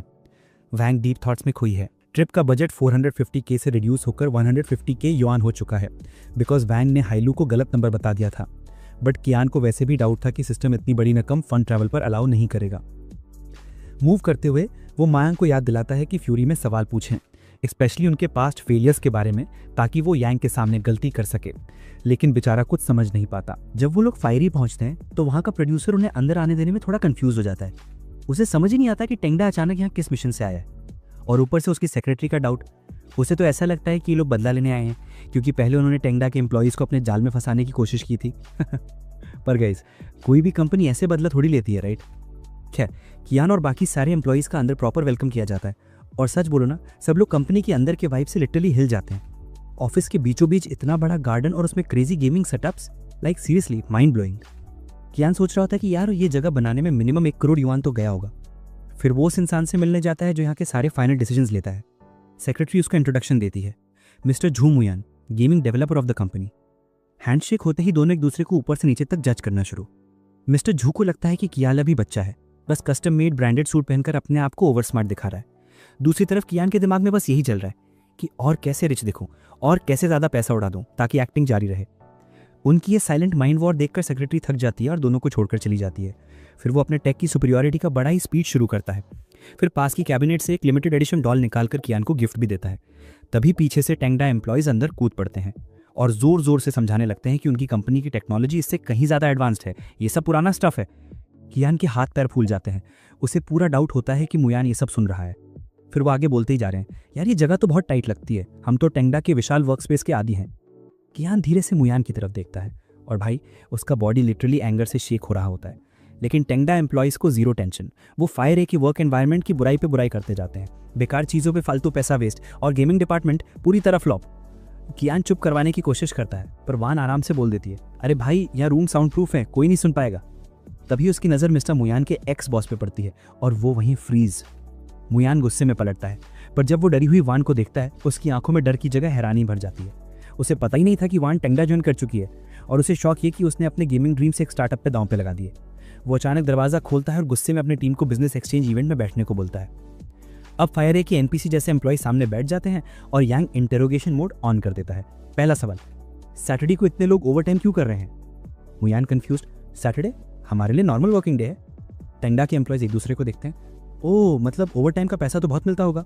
और सामने NPC employees confused, over time salary वो क्या होता है? मुयान दांत पीस कर बोलता है, गेमिंग इंडस्ट्री में ओवर टाइम पे जैसा कुछ नहीं होता। कियान को फायर ए की तरफ से एम्बैरेसमेंट फील होती है। वो यांग को धीरे से बोलता है, भाई ऐसे सवाल मत पूछ, उनको शर्म आएगी। मुयान अपनी सीट पर गुस्से से कांपने लगता है। तभी उसकी सेक्रेटरी बीच में आती है और फायर ए के प्रोजेक्ट्स के बारे में बताने लगती है। वो एक प्रोजेक्ट का नाम लेकर युआन के शोल्डर पर हाथ रखती है, इसने भी इसमें काम किया है। युआन उसे गुस्से से ग्लेयर करती है और सबके सामने बोल देती है, मैंने रिजाइन इसलिए किया था क्योंकि मुझे ले ऑफ लिस्ट में डाल दिया गया था, मैंने कंपनी को फेल नहीं किया। फायर ए के एनपीसी लूजर उस पर हंसते हैं, बस दूसरों की बेइज्जती है उनके लिए एंटरटेनमेंट। सेक्रेटरी वहां से निकलते हुए बोलती है, गुड कि तुम टेंगडा में सेटल हो गई हो। लाइक सीरियसली, उसने भी पब्लिक इंसल्ट किया और अब सिंपैथी मोड। कियान सिचुएशन संभाल लेता है। वो अनाउंस करता है कि युआन उसकी कंपनी में डायरेक्टर है और वो फायर ए के एम्प्लॉयज़ को टेंगडा की क्रिएटिव डायरेक्शन समझाएगी। युआन हेसिटेशन में अपना स्पीच शुरू करती है और पेई कियान की इतनी तारीफ कर देती है कि वो किसी हीरो से कम ना लगे। कियान मन ही मन सोच रहा है कि ये क्या बकवास है, पर उसकी तारीफ से मुयान पे प्रेशर बढ़ता जा रहा है। अब स्टेज पर आते हैं मुयान खुद और न्यू गेम की बात शुरू कर देते हैं। साइड में बैठा हुआ मिस्टर ली अपने सेक्रेटरी को कोस रहा होता है कि वो उसकी बात नहीं मानती, लेकिन मजाक ये कि उसे उस आदमी का नाम तक नहीं पता जिसके बारे में बोल रहा है। सेक्रेटरी ट्राई करती है कि मुयान को रोके क्योंकि बुलेट मार्क एक कॉन्फिडेंशियल प्रोजेक्ट है, बट भाई ड्रंक ईगो बड़ा डेंजरस होता है, वो किसी की नहीं सुनता है। और वैसे भी लॉन्च में आधा महीना ही तो बाकी है। वो बुलेट मार्क के बारे में डिटेल्स पे डिटेल्स देता जाता है और सीबो का दिल वहीं बैठ जाता है क्योंकि वो साफ दिख रहा था इस गेम में जान लगी है, ये हिट होने वाला है। सीबो बर्बादी सोच रहा और दूसरी तरफ कियान अपनी सीट पर चिल होकर घर से मुस्कुराता है जैसे अपना बच्चा स्टेज पर शाइन कर रहा हो। सीबो समझ ही नहीं पाता कि कियान इतना रिलैक्स क्यों है, लेकिन कियान के दिमाग में तो पार्टी चल रही है क्योंकि बुलेट मार्क हमारे प्रोजेक्ट ऑयल रिग को इजीली डिस्ट्रॉय कर देगा। और जैसे कियोस कम था, कियान अनाउंस कर देता है टीम बिल्डिंग रिवॉर्ड 10 दिन की paid annual leave. SIBO shocked. उसकी सोच में तो यही चल रहा है कि कियान चाहता है कि वो लोग अपनी गेम क्वालिटी इंप्रूव करें, इसलिए आज फायर विजिट करवाया गया। बाउजू और लिनवान भी यही मानते हैं। बॉस हमसे बहुत हाई एक्सपेक्टेशन रखता है। वो सीधे नहीं बोला बट कंपटीशन दिखाकर हमें समझा दिया। तो अब इसी के साथ इस वीडियो का ये पार्ट यहीं एंड करते हैं और नेक्स्ट पार्ट में जानेंगे कि इस बार चीन का लॉस हो पाता है या नहीं। इसका नेक्स्ट पार्ट भी रेडी ही है, कल तक फाइनल करके अपलोड कर सकता हूँ। सो बस कमेंट करो नेक्स्ट पार्ट के लिए, मनी सिस्टम ज़्यादा से ज़्यादा कमेंट करो। नेक्स्ट पार्ट तो आएगा ही, बट मुझे पता चल सके कि तुम कितने एक्साइटेड हो नेक्स्ट पार्ट के लिए। लेकिन तब तक लव, रोमांस और स्कूल लव टाइप एनिमे पसंद है तो हमारा सेकंड चैनल भी चेकआउट कर सकते हो, जिसका लिंक डिस्क्रिप्शन में डाल दिया है। मिलते हैं नेक्स्ट पार्ट में, तब तक के लिए गुड बाय, सायोनारा।